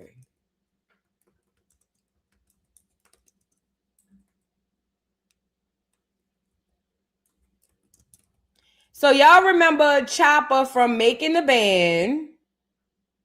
His name is Chopper City. Because I'm like, Chopper City? What Chopper City you talking about? The only Chopper City I know is Jizzle. You see what I'm saying? But nah, y'all talking about the TV chopper. I'm going to say this, and I've said it before, and I'm going to say it till I'm blue in the face. I saw Making a Band with y'all. We did not know who this man was. We did not know who this man was. All we know is this man said he was from New Orleans and his name was Chopper. Mind you, during the time we had a chopper. Y'all know the chopper. Ow. Oh yeah. Ow. Y'all know Chopper. We didn't know who this nigga was. We met this Chopper with y'all. On my soul. We met this Chopper with y'all. We didn't know who he was, where he came from. They say he was from they say he was from Metairie or somewhere, or Kenner or something. I was there. I'm the same age group. I was physically and literally there. We had no clue who this nigga was. We met him with y'all. Okay? That's what makes me think he's a plant. But what MOB was asking about is, what happened with him? So apparently he was in a car with a female, and apparently they were drinking, and he said that they were getting in the car to drive. He said he told her he couldn't drive because he had been drinking and his license was suspended or something.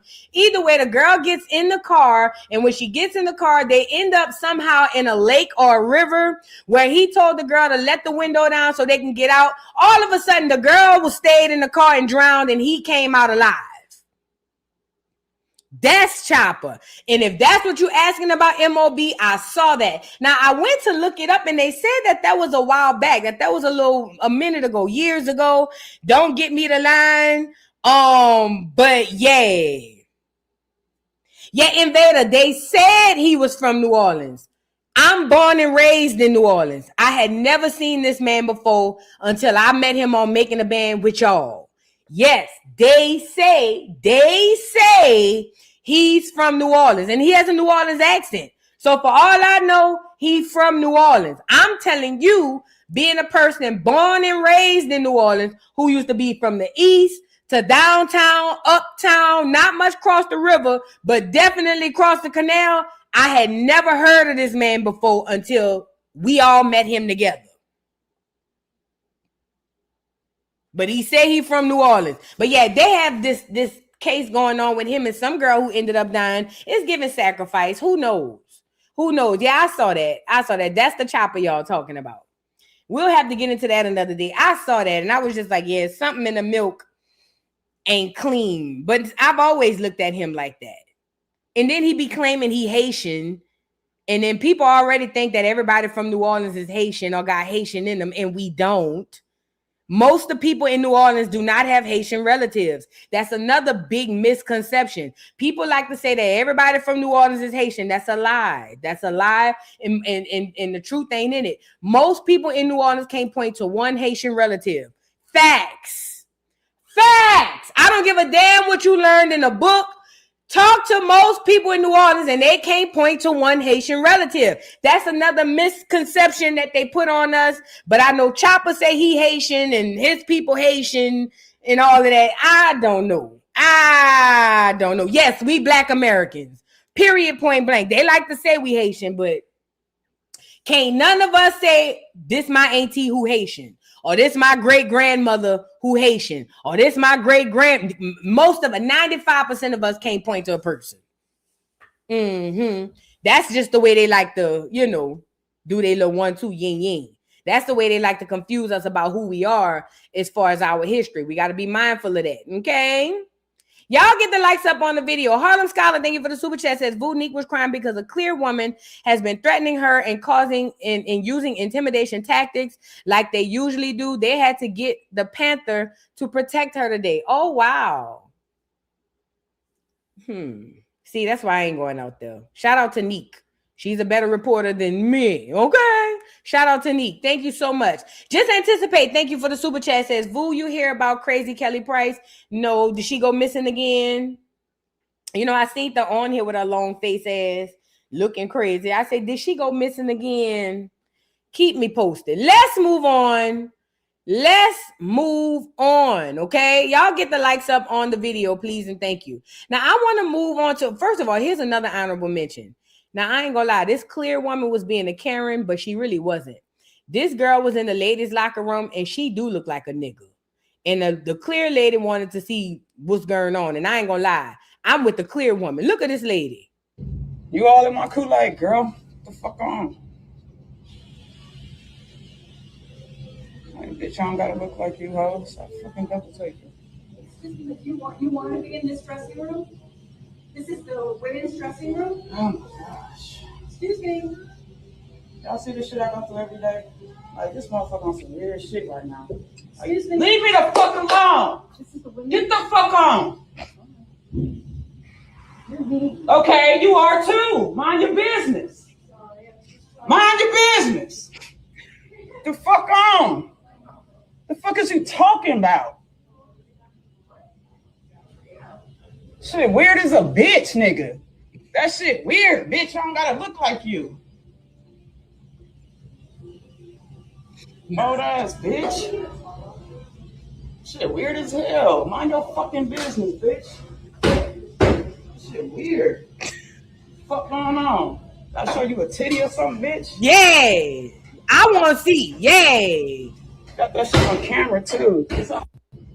You all in my Kool-Aid, girl. I don't give a damn what none of y'all say. This hoe look like brother Risa Islam. I don't give a fuck. She would have to show me a titty. And then she over there flexing and no, bitch. Drop your drawers. Yeah, I'm getting security. I'm with the clear woman. You do look like a nigga. You do. Girl, watch out. She do look like a nigga. That hoe look like Risa Islam. I know what I'm looking at. I'm with the clear woman. I'd have been behind the clear lady saying, yeah, let me see your titties. This hoe look hard, I ain't gonna lie. But when she starts screaming and hollering, you could tell she a woman. So I'd have left it at that. But I ain't gonna lie, I would have been looking sideways too, like who this is. I would have been looking. I'd have been clutching my little sports bra. Yay. I would have been over there with my towel like this, up under my chin, making sure. Y'all gotta now, come on now. I'm here for it when they be harassing, but I'm with the clear woman. I need to be sure. It's 2026. Okay?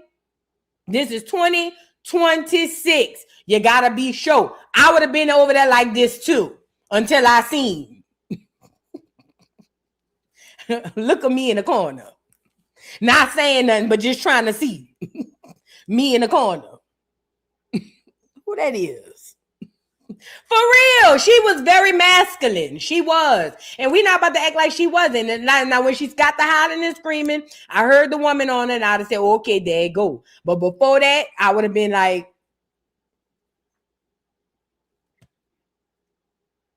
I would have probably asked a question just to hear the voice. Now, if that hoe would have turned around sounding like Brittany Griner, I would have screamed and ran out of there. Said what I said. Y'all got to stop with all of that. Now, if y'all want to be looked at as girls, at least keep a little feminine something on you. You done got rid of the titties, bitch. Put some earrings in your ear, something. Fuck, we don't know. It's 2026. I don't give a damn. At this point in time, you got to give us something. Put the earring, put some hoops on or something. I don't know, bitch. Put some Victoria's Secret drawers on or something. I got to see something at this point. I gotta see something. We're not just taking words for it in 2026. It's too dangerous out here in these streets. Yeah, the earrings would have helped a lot. The earrings, I think some little small hoops would have helped a whole lot. You know what I'm saying? Yeah, come on now. Somebody said put a choke on. Oh, Lord. For real, she was real masculine now. She was extra masculine. I don't know. I'm with the lady. I ain't gonna lie, I wouldn't have said nothing. I just would have been behind the lady like this.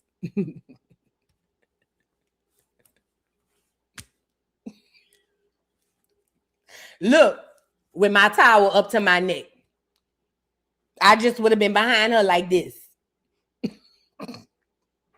See when she would have said, get the fuck on out of me. And I'd have went on about my business. I wouldn't have said nothing though. I wouldn't have said nothing because, yeah, I don't want that type of smoke. But what I'm saying is I would have been sitting around the corner on the bleachers trying to see if you going to show us. Because, bitch, I'm scared too. I am. Said what I said. And I have a right to be. Y'all be looking too. Y'all look more like the niggas than the niggas. The fuck? The niggas out here in bedazzled rhinestones. You look harder than the niggas. I need to see. Yeah, show me your titties. Dead ass serious. Dead ass. Yeah, I need to see. The fuck? Yeah, bitch. I don't know. I'm scared. Now let's move on. Let's move on. Get the likes up for RZA Islam. Get the likes up for brother RZA Islam. That would look just like him. I ain't gonna lie. And I like RZA Islam. He married though. That's a married man. I think he's handsome. Let's move on. Let's move on. Now we got to get into 50 Cent dragging for Floyd. 50 is still dragging for Floyd, y'all. They beefed out. And this is going to lead us into the Cassie story too. So apparently 50 Cent is still dragging for Floyd Mayweather because Floyd Mayweather is going broke. Now, we've been speaking about this on the channel a few times, ladies and gentlemen, boys and girls, and we spoke about Floyd Mayweather going broke. Now, I get it. His broke ain't our broke, but still, it's a long way from him having millions of dollars sprawled out on the table with hundreds of cars in his garage and things of that nature, okay? So now, we all know he's been getting sued like 90 Going West, and we also know that he's suing other people. Now, I want to say this. 50 Cent beefing with Floyd. I'm here for the key or whatever the case may be, but it's getting to be, first of all, 50 was hella quiet here recently. We hadn't heard nothing until the Daphne Joy tape came out. Then he came out talking more about her. But it seems like he's very strategic on when he comes out and when he's hella vocal. I believe 50 Cent is an agent. I believe that 50 Cent was hired to do exactly what he's doing now. I believe that all of these quote unquote rappers who had very, very short, small careers and then went on to do other things, Rihanna included, I believe that they're all agents. That's what I believe. I think that's why they become super successful after these minute careers. I think that that's why they get all these millionaire, billionaire contracts, because they're paid agents and they're actually going into their real job, which is whatever they do after the music. That's what I believe. I'm a conspiracy theorist though, so don't pay me no mind. Just keep listening. Now, 50 Cent shared this video of more news about Floyd going broke. He's also over there windmilling and battling for his love, which is Daphne Joy, and we'll get into that. But let's get into 50 Cent sharing. He says, "Damn, champ, I know you didn't read none of them papers. I love you, bro. Lace up and get back." Let's get into what 50 shared. Money problems. He owes the IRS. He owes car dealers. He's pawning jewelry. A guy who's made hundreds of millions of dollars in his career is somehow running out of money. And now he's suing everyone, claiming he's owed money. While he may be able to keep up the facade that it's everyone else's fault, Floyd's spending problem is the reason why he's going broke. I was able to go directly to the source to get private information that hasn't been shared publicly yet, to discuss the recent lawsuit that sent shockwaves throughout the sports world. Mayweather suing former associate in an alleged $175 million fraud scheme. That associate, Jonah, shared with me private text messages, private images of Floyd signing contracts, and access to private communication with this team. And the proof I've been given will contradict everything you've heard in the news about this case. By going through all of the claims presented in the lawsuit, I'll share all the private information that I have access to so we can understand fully what's going on with Floyd Mayweather. In 2017, Recknitz and Mayweather became friends, which ultimately led to Recknitz becoming Floyd's investment manager, real estate advisor, and banking liaison. Jonah helped put deals together for Floyd. He was his manager. So that's sponsorships. Mayweather has money problems. He owes the IRS. He owes car dealers. He's pawning. So basically, 50 Cent is sharing all of this news about Floyd going broke. Y'all know they was cool at one point, and then it went from them being cool to them beefed out and things of that nature. And 50 Cent has been trolling him ever since. Now, this is the gag and the craziest part about all of this.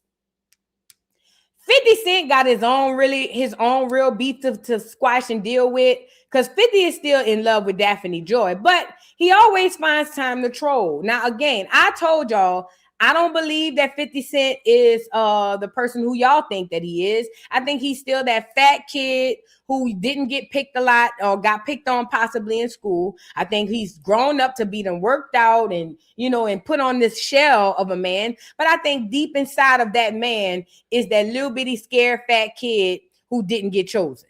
And I think that that's partially why that he trolls the way that he does. And I'm here for it. It's super entertaining whenever he does troll. But ultimately, I see the little kid, the little broken kid inside of him. But yet and still, I see the broken kid inside of Floyd too. That's why Floyd ain't never been intelligent. He's always thought that he can cover himself up with money and things, and that will give him the love and respect that he deserved. But the fact of the matter is, Floyd is another agent, in my opinion, too. I believe he was picked by the Jews to come in and run from every opponent, but yet be still labeled the greatest. And I think that they had this contract with Floyd.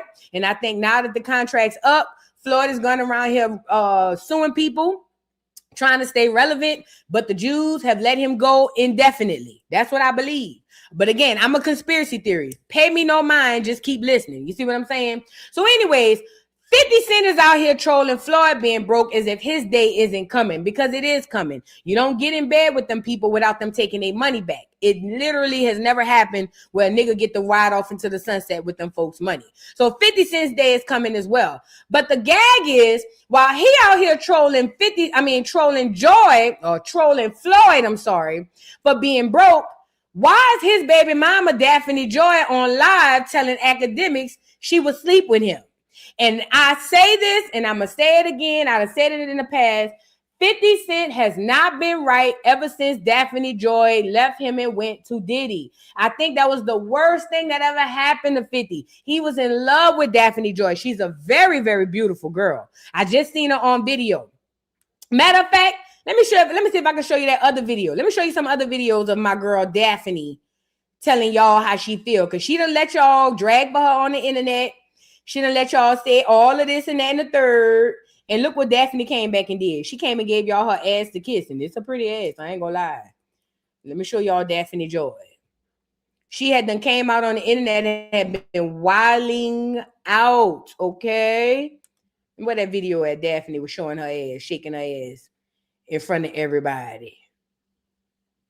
Maybe they don't want us to show it, child. She had posted this video where basically she was just dancing like kiss my ass. You feel what I'm saying? But here go a picture of them together. This is even better. I don't care what nobody say. 50 Cent was in love with Daphne Joy. Okay? He want to be with her for the rest of their lives. And in his mind, they were going to do it.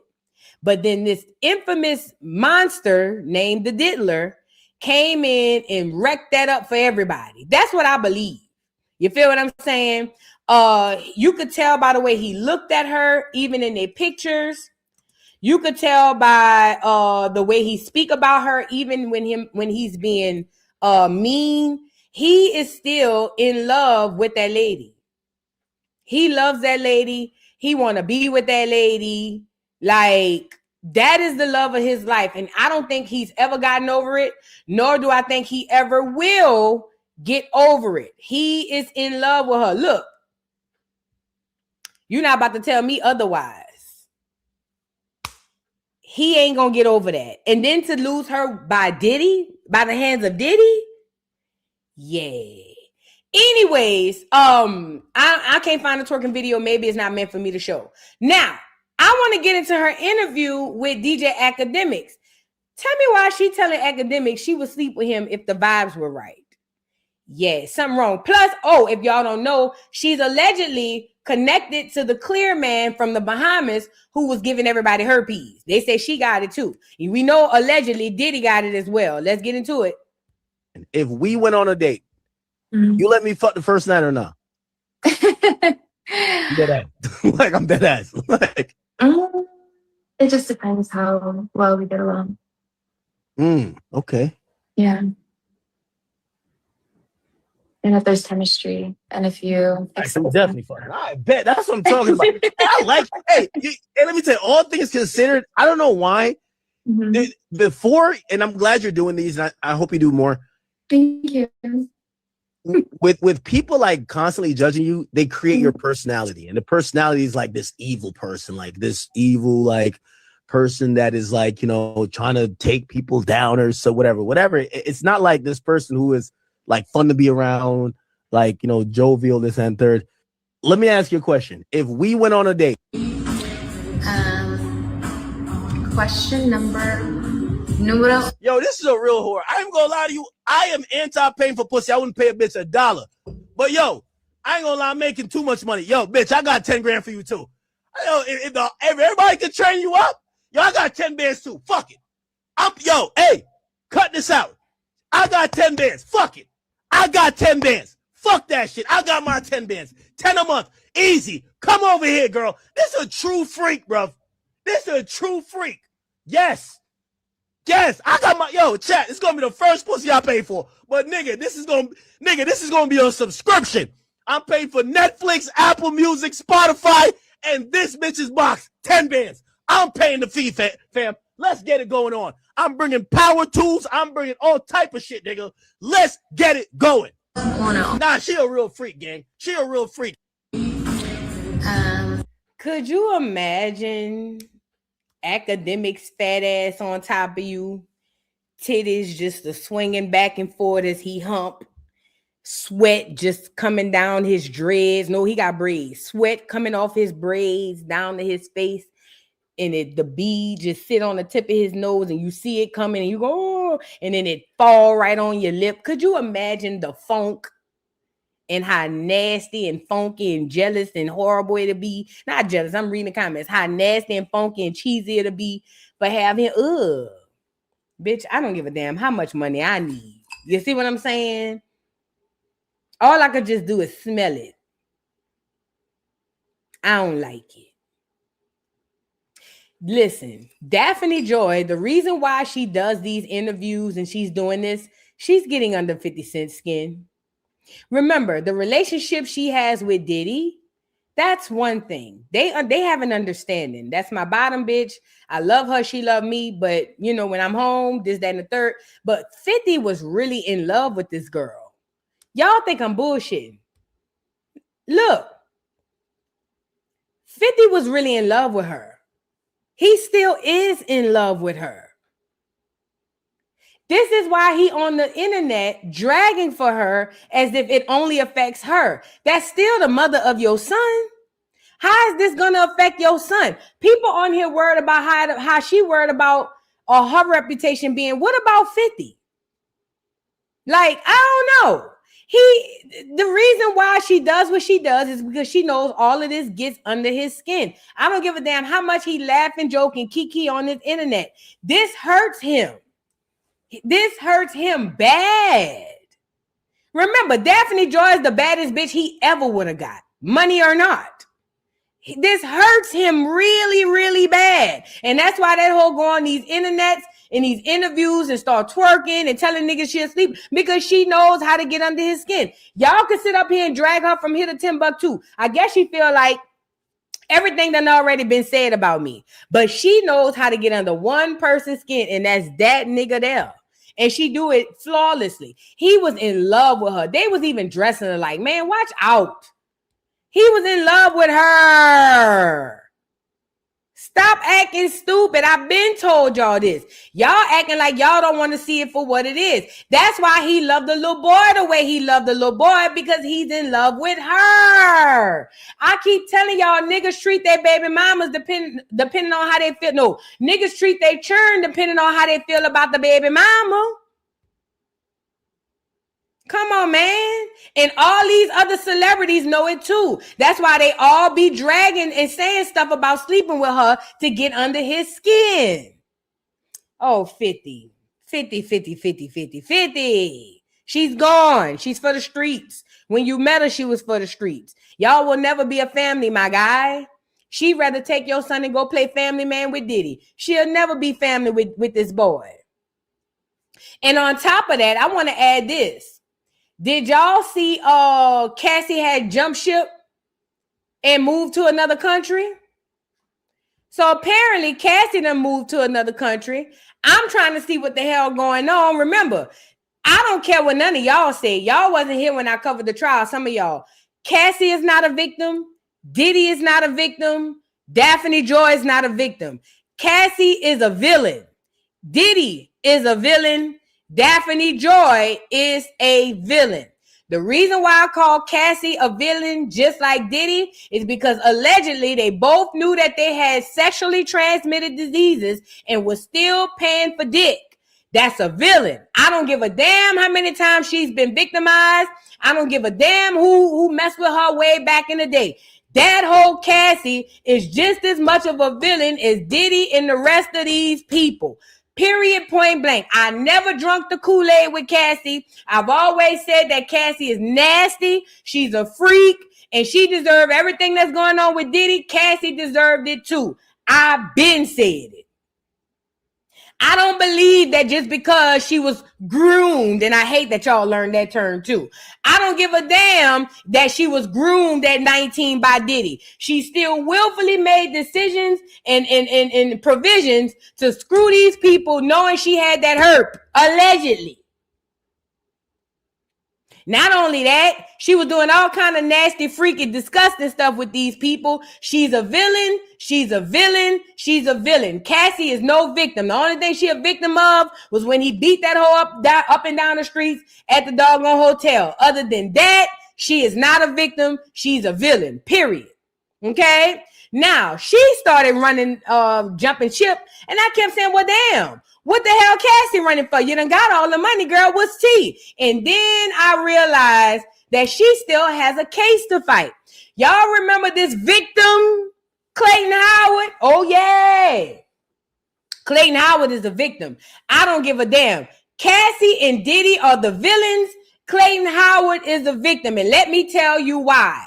Even though he was a sex worker, even though he consented, at the end of the day, he had no clue about all of the nasty, devious things that her and Cassie or Cassie and Diddy was doing behind the scenes. He didn't even know they was around there drinking his sperm. All kind. Yeah, he a victim. He a victim. He a victim. Because let me tell you why he a victim. If he was a girl and Cassie and Diddy was two boys, y'all will be on here windmilling with y'all head down.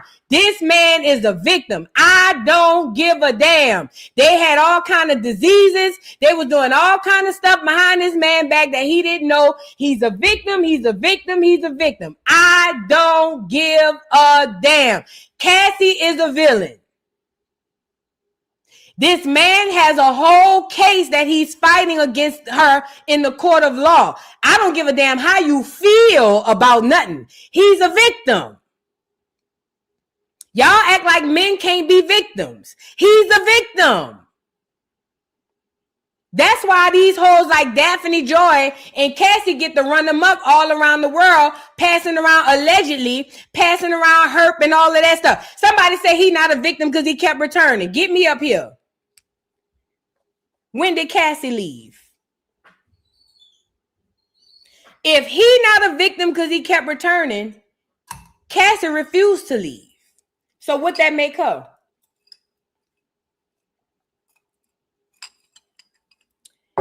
I don't live off of emotion, nor do I operate off of emotion for the most part. I'm off straight logic. Y'all sound slow as turtles. If he's not a victim because he kept coming back, then what the fuck do that make Cassie? This is a genuine question. I'll wait.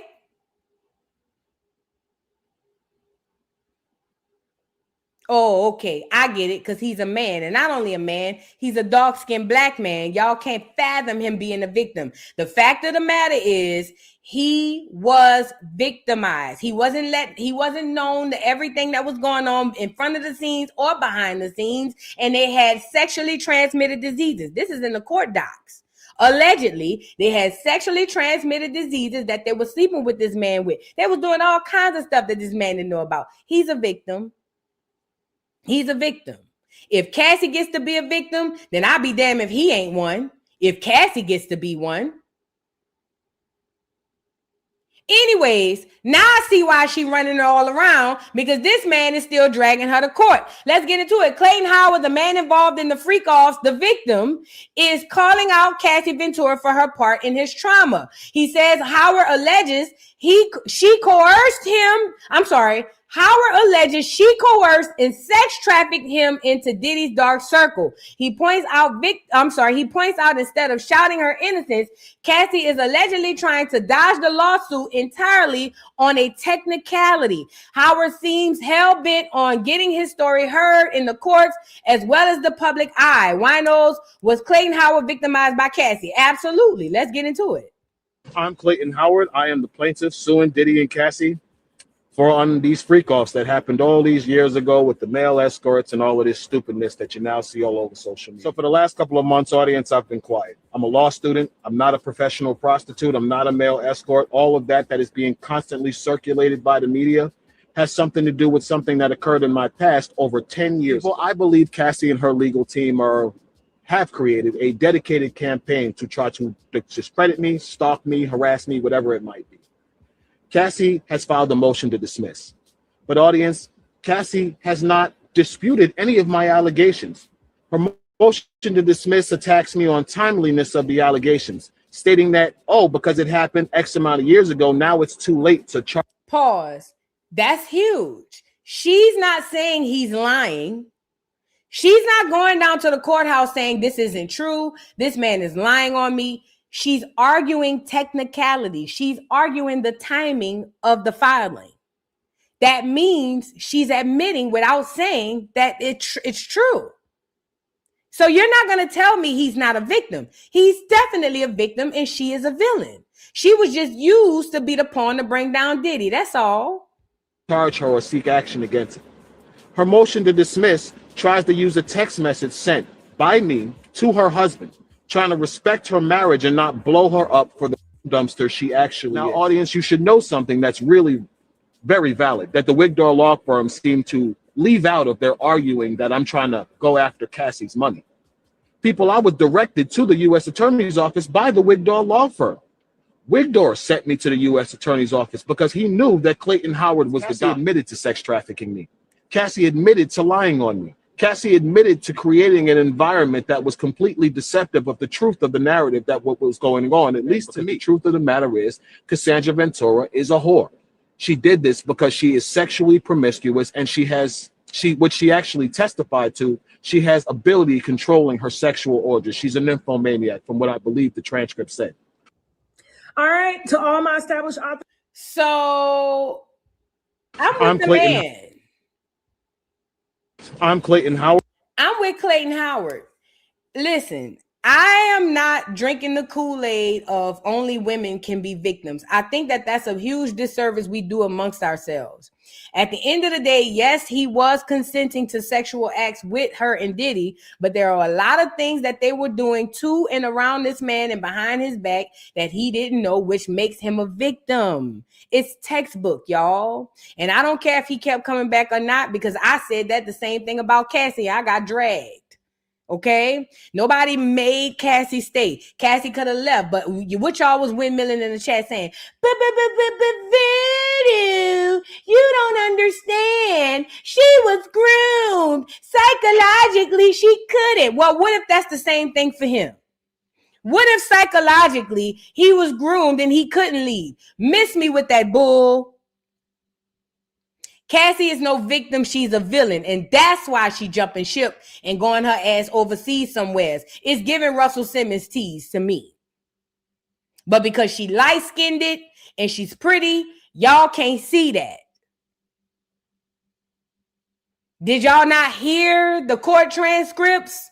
Just like the man said, she's running from a technicality. She's not running from the accusations. She ain't coming out here saying that he lying. She ain't coming out here saying that never happened. She's running from the timeliness of the accusations, which tells me that I believe it's all real and it's true. Okay? Now, at the end of the day, we'll see how it goes. Keep our ears to the streets. I don't know how it's going to work. If she do run in Jump Town like Russell Simmons did, maybe that keeps that out of the court. At some point, she going to have to come back. He'll be able to find her. He'll be able to find her. Trust and believe. Cassie is no victim. Cassie is no victim. Cassie is no victim. I told y'all she's just a pawn used to bring Diddy down. She's the perfect pawn. She's a pretty girl. She's light-skinned. She's quiet and out the way. They knew perfectly she fit the mold perfect to be the person or the thing to bring Diddy down. Remember, them bringing Diddy down, they had nothing to do with him popping upside the head at that hotel. Them folks been had that footage. Didn't care. They just needed that to be the catalyst to get you on board so that you can put your energy toward it. Now, I'm not saying Diddy shouldn't have went to jail. Y'all know how I feel about that nigga. He should have been locked up and sent to prison ever since he didn't let Carl Thomas drop that second album. And that was back in 2002. Okay? So I've been wanting the nigga locked up. That's just me. But what I'm saying is the truth. At the end of the day, these people ain't no victims. They villains. Moving on. Y'all get the likes up on the video. Y'all know I've been wanting that nigga locked up.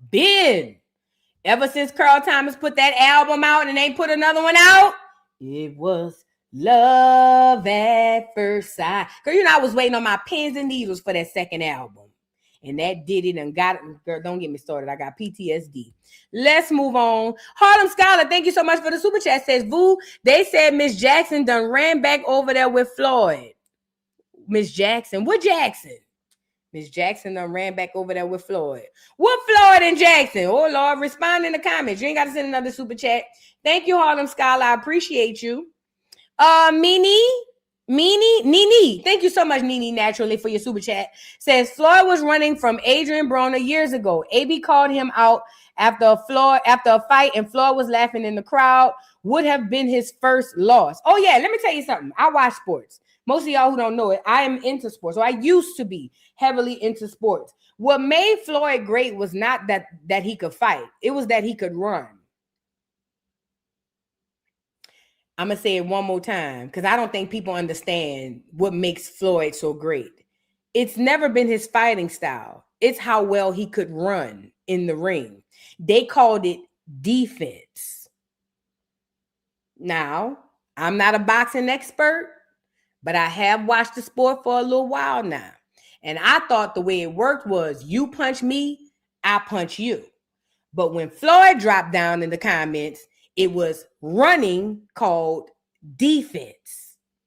It's got the Jews written all over it. It's facts. It's facts. And that's why he was running from AB, because AB is an actual fighter. Yay. And I believe a lot of his fights were rigged. Period, point blank. Period, Pooh. Thank you so much, Nene, naturally, for the super chat. And thank you again for the super chat. Says, Daphne will do anything for money. Might sell 50 Cent's son. Oh, he know it. That's why he keep that little boy close to him. Oh, she'll sell that baby. Oh, yeah.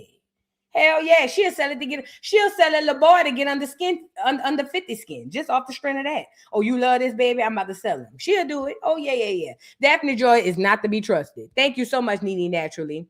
And 9, Nina Capone. Thank you for the super chat. Says Cassie's husband was in Diddy's circle too. Because remember, Diddy is the one that introduced him. Yes, to Cassie on the personal trainer. And him and Cassie just happened to fall in love. Yeah. Would it be odd if Diddy set this whole thing up to get the money back? Now she'll sell a baby to Rick Ross. Oh, Lord have mercy. You know, Diddy 50 would lose his mind if she sold that baby to Rick Ross. Lord have mercy.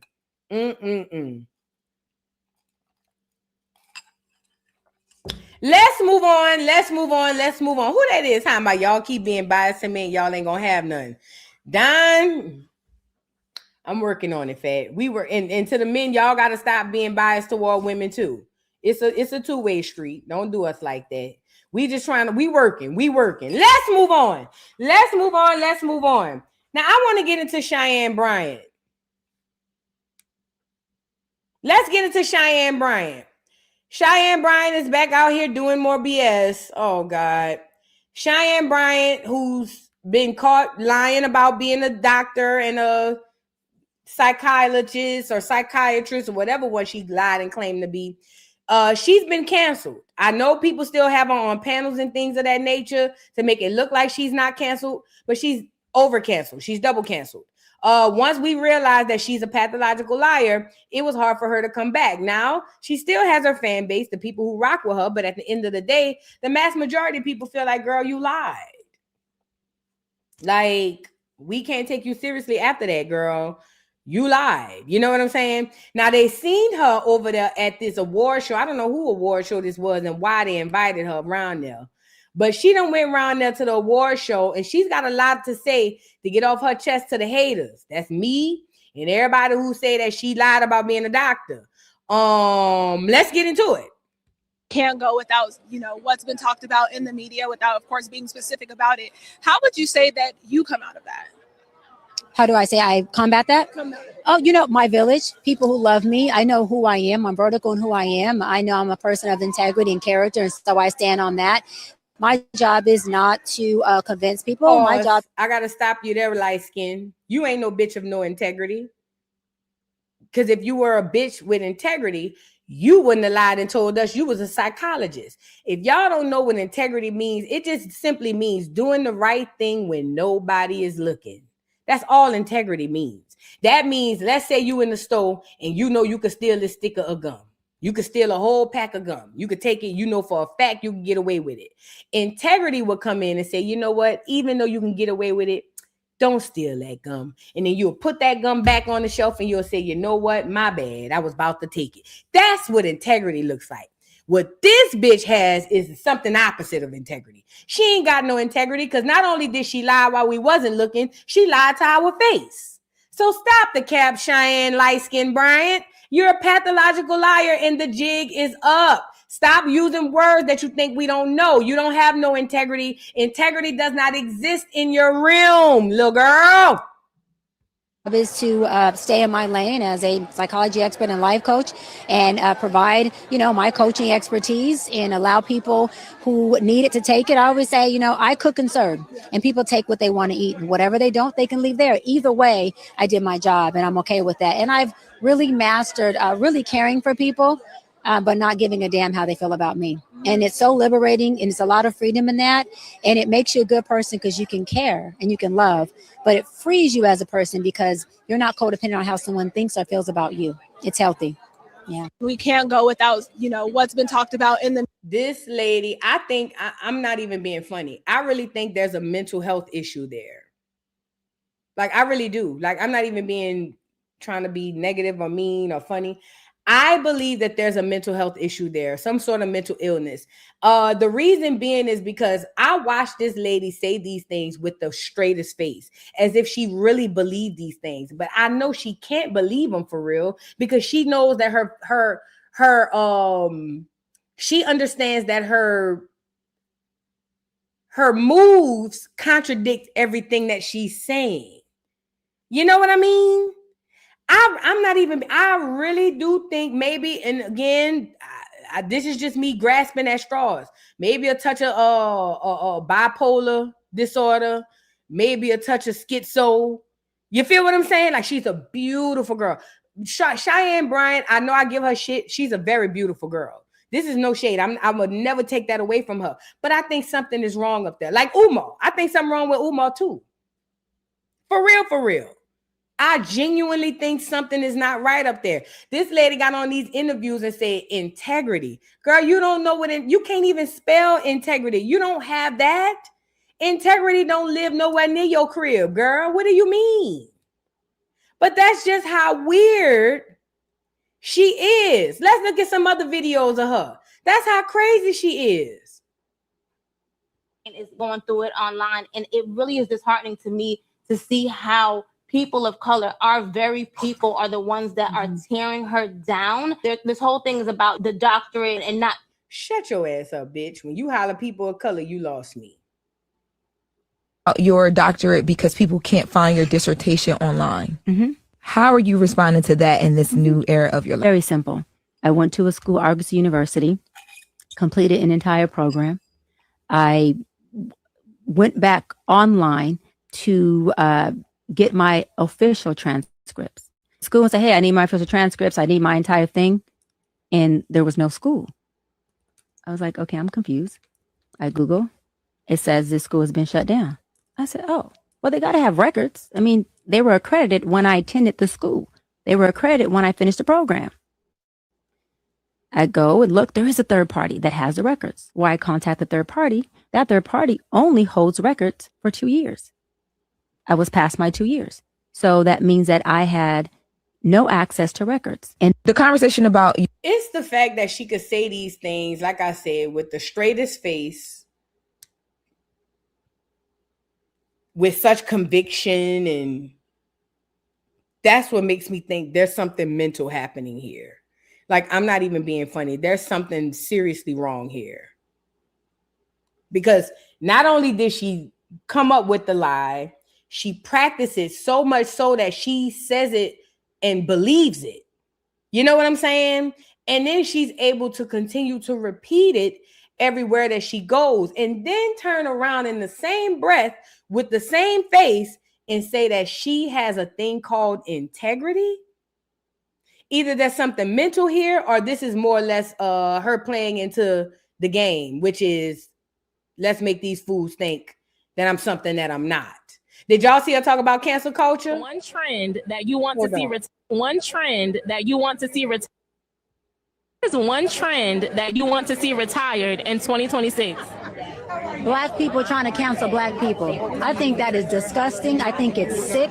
I think that it's a representation of jealousy and enviousness. I think that it's for folks who believe in God, it is not Christ-like. I think it creates a deeper division between us. There's bigger things that we can get together and cancel that can benefit us collectively, and those things are not each other. I really hope that is something that people shift, because even with them trying to cancel everybody, Chris Brown's one of them. Didn't work. Reverse Uno. My boy is selling out tours. He done got his masters. I'm not going to let you do that. I'm not going to let you do that. I refuse to let you do that, bitch. First of all, Christopher has something you will never have. It's called talent. See. Christopher possessed something that over exceeds all other things, opinions, beliefs, thoughts, and feelings. He has this thing that you know nothing about. That's talent. It's a gift given to him by God. You can't compare you to Chris, because see, the reason why Chris ain't in this is because Chris' talent speaks for him and all these other things. You, ma'am, don't have nothing that speaks for you. All you got is a picture or a video in a bikini, bitch. And we done seen so many hoes in bikinis that don't even move us no more. You cannot put yourself in the same category as Christopher Maurice Brown, if that's his middle name. You can't do that, fat. I had to stop you. That's why I say something wrong mentally in her head, for real. His doctorate, he's spending time with his kids and his family. He's living and he deserves grace. Everybody does. There's one trend. Not throwing Chris under here talking about he deserved grace. No, bitch. Chris good. We talking about you. We talking about you, bitch. We ain't worried about Chris. Chris is back up doing this thing. Woo. We talking about you, Cheyenne. Cheyenne, girl. I think something really is wrong with her. And speaking of the Bryants, now I think this her cousin. Y'all know how I feel about this funky big dick Pastor Hill. And don't ask me how I know his dick is big. They said it on the Real Housewives of Potomac, okay? They called him a big dick. No, they say he was slinging his big D all over the congregation. So this big dick bastard here, Jamal Bryant, the politician y'all call a pastor, apparently he had her on the show. Now he coming over here apologizing, talking about he didn't know. He just learned about her credentials. Jamal, please, with your punk ass, please. That might be his cousin. Y'all don't be knowing. I told y'all start following these bloodlines with these celebrities. That might be his first cousin. You know how we found out way later down the line that Dame Dash and Stacey Dash's cousins? Put a 3 in the chat. I was there. We found out 20 years later that Dame Dash and Stacey Dash is cousins. Now that we see them today, it makes all the sense in the world. It makes all the sense in the world. It wouldn't surprise me if Jamal is the older cousin to this girl here, because it be some real jacked up stuff be going on behind the scenes that y'all don't be knowing about. I'm telling you what I know, not what I think. Check the bloodline. Anyway, let's get into Pastor Big Dick Jamal. Tell us that he wrong for not checking her credentials, y'all. And look, he got the Black Panther jacket on, girl. Sure. Of Sister Cheyenne Bryant, not Doctor. Sister Cheyenne Bryant, is that it pulls us back further because we have a long-standing, had a pregnant pause around how it is that we have been treated, as cited in the book Medical Apartheid. And so for those who are yearning to breathe free, not having to question the credentials and the qualifiers, raises for us another stumbling block. Danger of Sister Cheyenne Bryant, not Doctor. Sister Cheyenne. Oh, Jamal, go lay down. These celebrities who had her on their platforms, they didn't care if she had credentials. They just wanted to go viral, and they don't care if she got credentials now. They just want you to go back and watch the video. Jamal, go lay your big dick down somewhere, man. Stop with all of that. We don't want to hear, oh, I shoulda, coulda, woulda. Shut your ugly ass up, nigga. You knew what this was when you had that heifer on there. You just wanted to go viral. And I don't know why you got a podcast. You don't get enough behind the pulpit, nigga. He should get enough hooping and hollering behind the pulpit. What he got a podcast for? Get him off of here. What's the moral to the story, y'all? The moral to the story is this. You ain't licking this if you ain't hitting this. I got witnesses. Ask any nigga I've been with. They ain't hit this till they stick their tongue in this. I'm sorry. It just came on me. Sorry. I'm sorry. But anyway, no, what was I saying? Listen, the moral to the story is this, y'all. Don't trust these people. They lying. Pastor Holy Whore knew what it was when he had her on there. She knew what it was when she went on there. And they might be cousins for all I know. I don't trust them. Cheyenne Bryant might have a mental illness. That all I believe. You see what I'm saying? And yeah, just keep your head on the swivel. Please, y'all.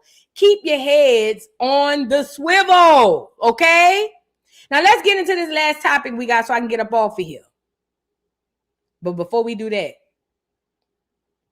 yesterday they said don't eat the water, don't drink the water, don't eat the food. Now they saying you can't eat Domino's pizza, Lord.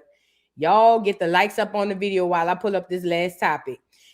Watch y'all out there eating fast food. Y'all be careful. You can't even eat nothing good out the stove. Check it out. This is going viral right now, and it is bad news for pizza lovers. Watch this. Bad news for pizza lovers. Domino's crust just tested positive for a pesticide used in lice-killing shampoo at the highest level recorded. The bombshell lab report also named 4 chemical fungicides contaminating the dough itself. Domino's didn't just contaminate the crust. They baked 7 pesticides into every slab. That crispy base starts as fungicide-soaked starch, gassed with phosphine, a chemical used in rat poison, then flushed in tap water, leaching 7 pesticides through every kernel. And that's nothing. That residue is bleached and stuffed into petroleum-based plastic before it's crowned with 14 chemical additives at the restaurant. All right, so this is absolutely wild, but not surprising by any means. Most of us know that our food, if we can even call it that, is laced with things that should not be put in our bodies, sprayed with chemicals, pesticides, herbicides, all of this junk that is creating a toxic overload in our bodies, unlike generations before. But listen, we are not helpless. There's so many things we can do for the health of ourselves and our families to keep our toxic burden low, to keep ourselves healthy, out of doctor's offices, and thriving in this crazy toxic world we now live in. One of the things my family and I do is we daily detox with a binder called zeolite clinoptilite that actually pulls radioactive particles, herbicides, pesticides, heavy. I'm not endorsing whatever it is she's selling because I see it strong, low toxic. Matter of fact, let me just take it off because I'm not even going to endorse that.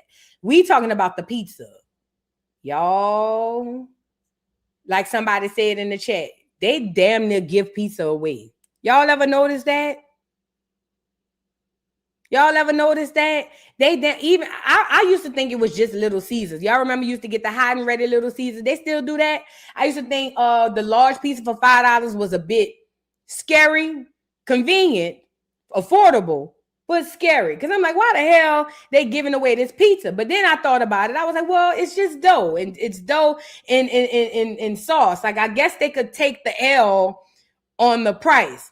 But we already know what they're doing to the burgers and the fast food. Y'all got to know they're doing the same thing to the pizza.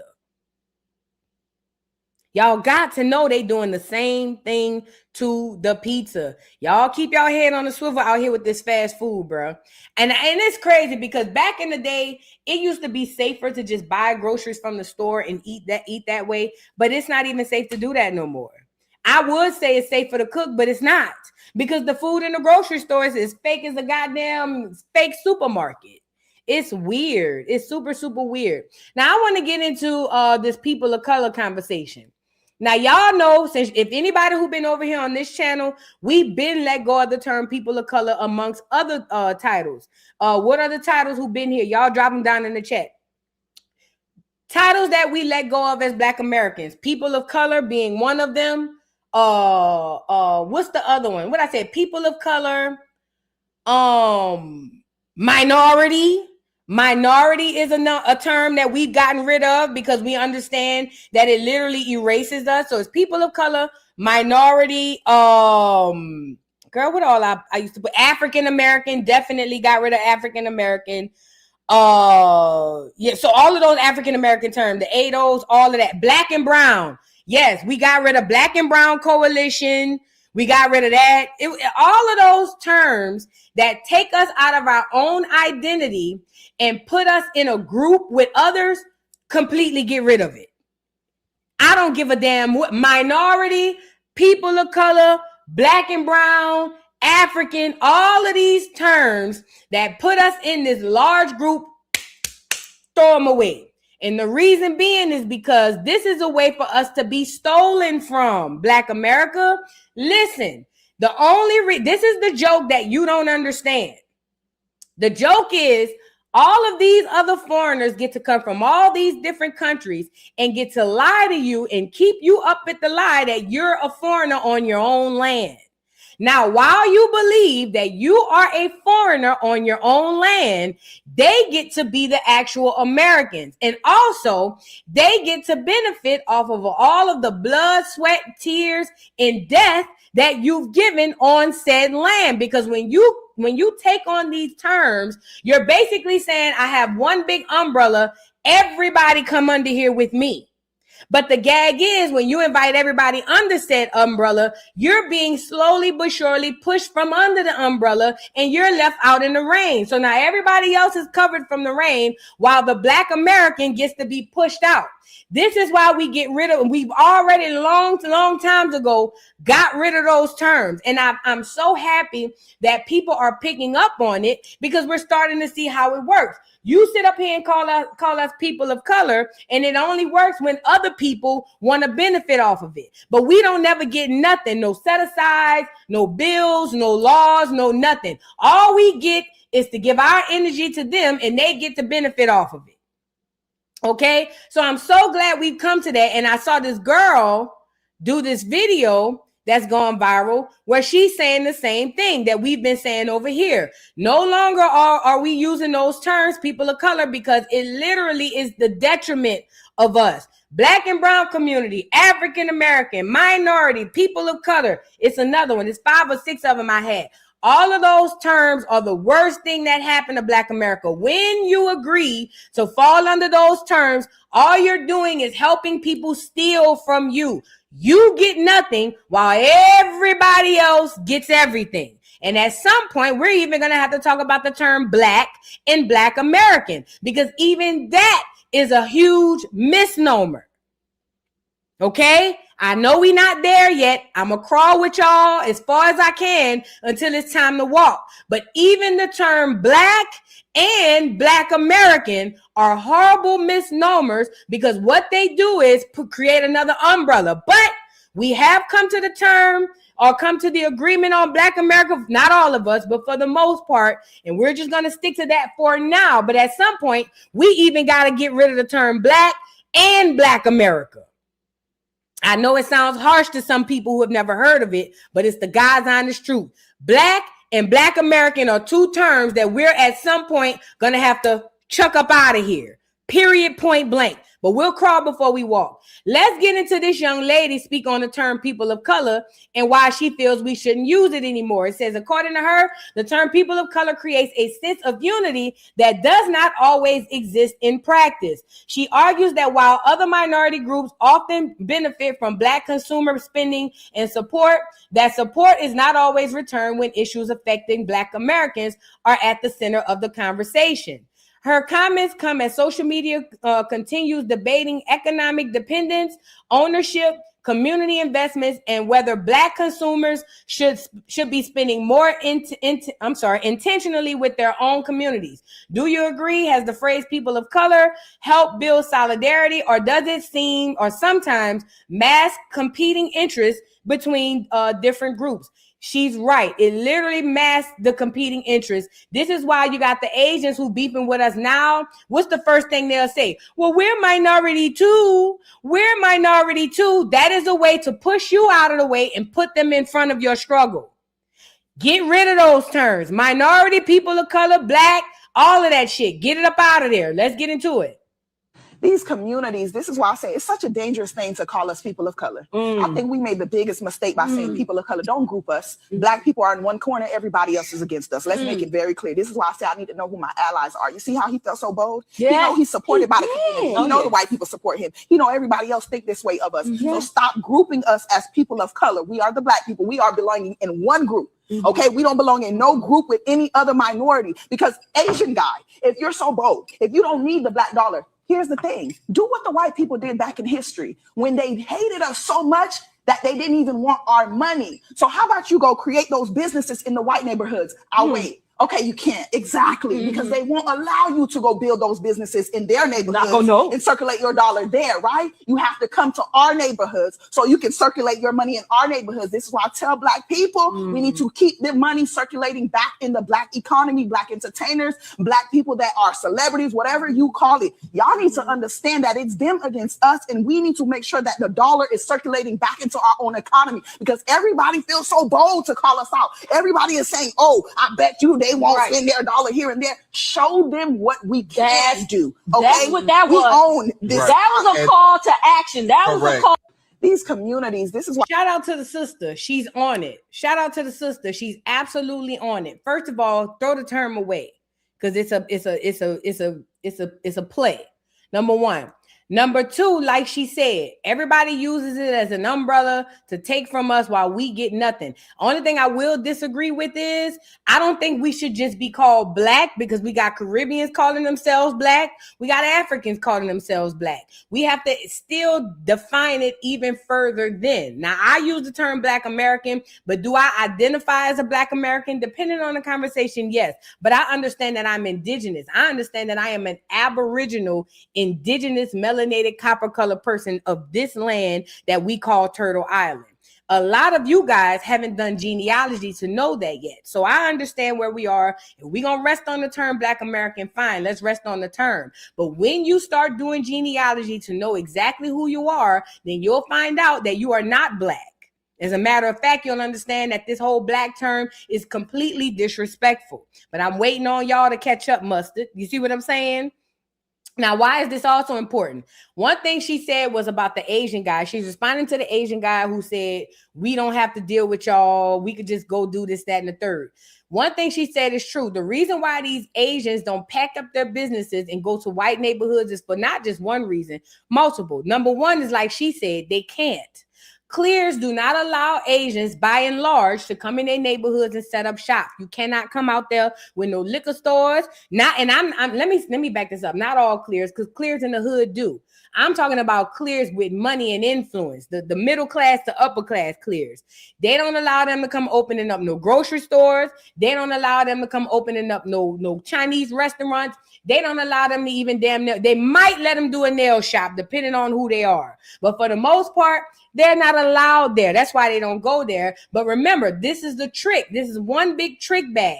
These Asians want you to keep drinking the Kool-Aid and believing that you have nowhere to turn, that they're all that you have. And in a sense, it is true that they're all that we have, because strategically, the government made sure they took all of our businesses out of our neighborhoods and placed them there. So another thing that people have been bringing up is, okay, so if we boycott, what is the solution? What do we do after that? That is a very good thought, because at the end of the day, if all you got in your neighborhood is the Chinese store, how you gonna eat? If all you got in your neighborhood is this, you see what I'm saying? This establishment, then how will you then find something else to take a place of that? That is another conversation we need to be having while we talking about this boycott. And I'm here for the boycott. I'm all here for the boycott. I will be on board 1,000,000,000%.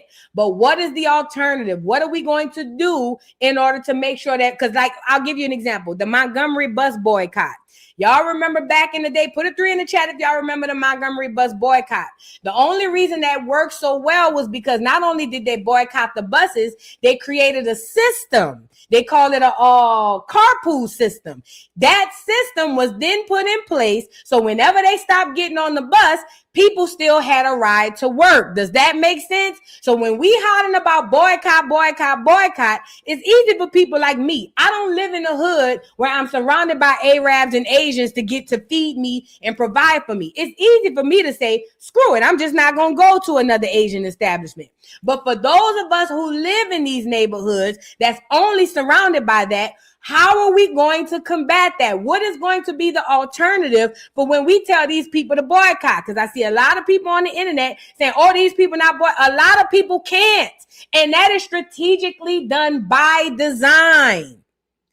It's nothing we can't fix. We can definitely do it. It just calls for community. Now,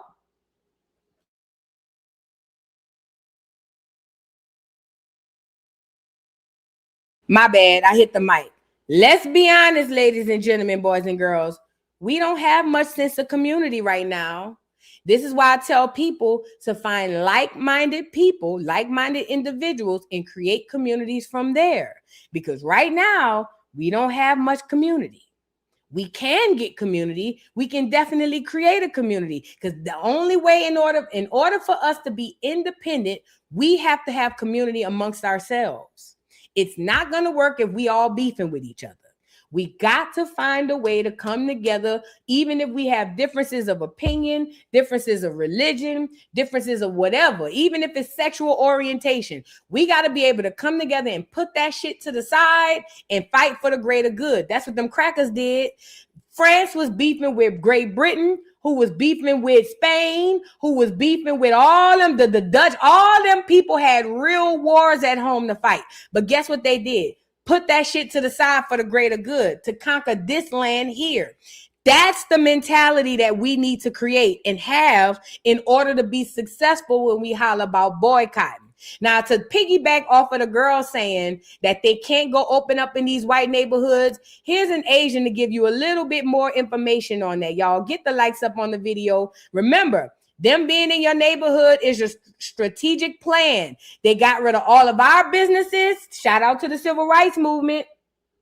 Mike marched us up the hill to the mountain and walked. And when we came back down, we were broken poor. These were the businesses that were taken out of our neighborhoods. Prior to the civil rights movement, we still own laundromats. We still own schools. We still own post offices. We still own small hospitals. We still owned hotels. We still owned grocery stores. We still owned everything we needed prior to us walking up the hill with Martin Luther King. Facts. So once we came down the mountain from Martin singing "We Shall Overcome" with Martin, they closed down all our businesses and strategically only placed or replaced those businesses with Asians and Arabs. Facts. If you think I'm lying, if you're not in the hood, take you a drive around the hood today and go look around. There's not a black-owned business in sight. Okay? So these are things we need to be discussing. It ain't just easy to just boycott. We have to have recognizance. We got to have something alternatives that we can go to, like the boycott, like the bus boycott in Montgomery. We have to have something in place for these people when we tell them, hey, boycott the Chinese restaurant. Because most people live off of that shit. Even though it's disgusting, a lot of people in those neighborhoods literally live and thrive and die, unfortunately, from that crap, okay? But let's get into this Asian lady telling us about how they strategically can't go in the white neighborhoods. Yes, this is really important. Asian Americans were redlined from opening businesses in white neighborhoods because white people didn't want Asian Americans operating in their neighborhoods and didn't want Asian Americans profiting off of white people. But because the positionality of Asian Americans is weaponized to oppress Black people, Asian Americans were being given loans to open businesses in Black communities, even though Black people were not able to receive loans to open businesses in their own communities.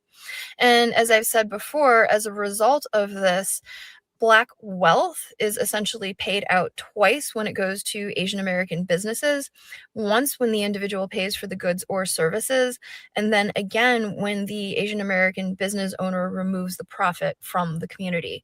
Because usually people open businesses in their own communities, and this is mutually beneficial, where the business owner is making a livelihood off of providing goods and services to their community.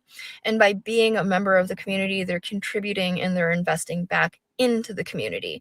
This is an ideal situation, and that is not what happens with Asian American businesses operating in Black communities. So it's given they are incentivized to not only open up the stores, but they are incentivized to just take your money. Meaning, not only do they get the money you give them, it seems like the government the government or whoever incentivizes them financially in other ways for taking your money. Remember, it's not just about equal rights. It's not just about us being all minorities and being able to be business people. No. This is about keeping you down, Black America, economically. We dealing with economics here. The government literally plays. That's why I was so disgusted when I seen them two Asians in the Sinners movie. The reason being is because I understand exactly who they are and why they were there. And if you really paid attention to the Sinners movie, then you can see that Asians don't give a damn about no niggas. They got some of them that's cool with us, but for the 99% of them don't give a damn one way or the other. They are simply here to take our money. That's all. They are here to make sure that you don't get to open up a business in your own neighborhood. Like the young lady said, normal businesses, especially when it's a neighborhood of their own kind, you put back into the neighborhood. So for instance, let's say I open a grocery store in an all Black neighborhood. Yeah, I'm going to make the money from the people come and buy stuff, but then I might open up another store to help the people in the neighborhood. And I might hire people from said neighborhood to work in my store. And then I might do something like put a rec center with the profits that I'm more inclined to give back to my people because I'm selling to my people. That's the natural reaction of anybody who has a business inside of their own company or their own communities. But the reason why, that's why, if y'all ever paid attention, that's why we can't never have a Black American who's higher than the mayor. Y'all ain't never picked that up yet? We've had many Black looking people in higher ups in politics, but you will never, rarely, ever find a Black American. Why? Because you're more inclined to help your own people. You're more inclined to do for your own people. This is why they let us get to be mayors, glorified supervisors. We could be glorified mayors, but we will never be governors. They won't never let us be presidents or nothing like that, because they know that you're going to be more inclined to help your own people. Mayors don't have no pull. That's why they let them be mayors. They don't make no decisions.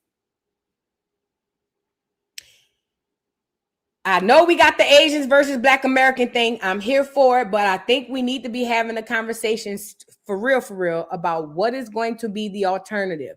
I'm here for the boycott. What is the alternative? As far as the nail salons, we have black people who do nails. We have black people who own nail salons. Hopefully they can come down on the prices because they are normally 3 times more than what it costs at the Asian nail salon. That doesn't make sense. It literally doesn't make sense. If y'all understand business, you understand that you need to hop into a profit margin or at least into the area where the business is. So if they doing nails for $20 on the corner, you can't come on the next corner charging $100, girl. Ain't nobody coming over there. Get into it where you're close to the profit where they going. If they charging 20, do 25 and say I'm black owned. And watch how many people come run over there and be like, you know what? I'll pay the extra 5 just because you black. Or I'll pay the extra 10. But when you going to charge, when they charging 25 and you charging 150, now you making it hard for everybody else. Black-owned restaurants. This is another thing I got to say with y'all. Black-owned restaurants. Y'all love having a full menu with 3 things on it. I hate that for y'all. I hate it. I despise it. Y'all act like y'all don't know nothing about what they call inventory. 50 things on the menu, but we only got 3 in the back. Oh, so-and-so forgot to go do the inventory. So-and-so forgot to order chicken. I hate that. We got to be better for each other. Come on, man. Come on now. We come on now. And y'all overcharging the arm and the leg. These are things. These are conversations we got to have a conversation about. We got to talk about this because it's all. I'm here for all us getting it back to where we were. But when we owned our businesses and we were supporting each other, we actually took pride in that shit. We didn't just open it just because we was black and be like, y'all supposed to support. No, somebody put in the hair. Hair is another thing. Y'all be one. I know what it is though. Black people, some black people are so engulfed and so worried about making a dollar and chasing the bag. They think that longevity don't mean nothing. So I may not be around next year. So let me get as much money as I can. And then they go to charging all these crazy prices. We got to have these conversations because it's easy to say boycott these places, but where else are we going to go? That's the whole point of a boycott. If we're going to boycott here, we have to have somewhere else for us to go. And that somewhere has to be us. No, gone are the days where we boycott the Asians and go to the Arabs. Gone are the days where we boycott the clears and go to the Asians. No. We got to start creating systems to where when we boycott them, we already good over here. You see what I'm saying? At any rate, people of color, black, people of color, African American, minority. Throw those terms out of the way, y'all. These terms are meant to send you up through there and keep you confused, okay? Sydney Jane, thank you so much for the super chat. Says Asians nor Mexicans give back to the community. As we can see, they're incentivized not to. And plus, they don't want to. Thank you so much. You're absolutely right. And thank you again for the super chat. Sydney James says, but remember, this ain't our fight. The clear government did this, and now they want to clean their hands and let us do the dirty work. That's a trap too, y'all. Ooh, you ain't lying. Let me tell you something too. And let me read this other super chat, Sydney Jane. Thank you so much for the super chat. Says all the Chinatowns are in the hood or the cusp. Let me tell you something. You are absolutely right with this comment. The powers that were, or the powers that be, the government strategically placed these people in our neighborhoods. And instead of them clearing it up, they do want us to be the ones. They want us to be the ones to crash out and go into this all-out race riot, this race war against these Asians, when the fact of the matter is, this is done by them. They definitely want us to lose it.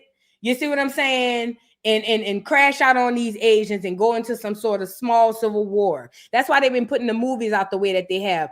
Please don't fall for the banana in the tailpipe, y'all. Please, please, please don't fall for the banana in the tailpipe. Thank you, Janae. Thank you so much for the super tag, Tanisha. How you say your name? Tashina? I'm going to just call you T. Hey, T girl. Thank you for the super chat. Says, Boo, my baby Z turned 19 yesterday. Please play some Nola Bounce for her and wish her happy birthday. Happy birthday to the baby. Happy birthday. Happy birthday. I'll play some before we get off. And happy birthday to your baby who turned 19. And thank you so much for the super chat.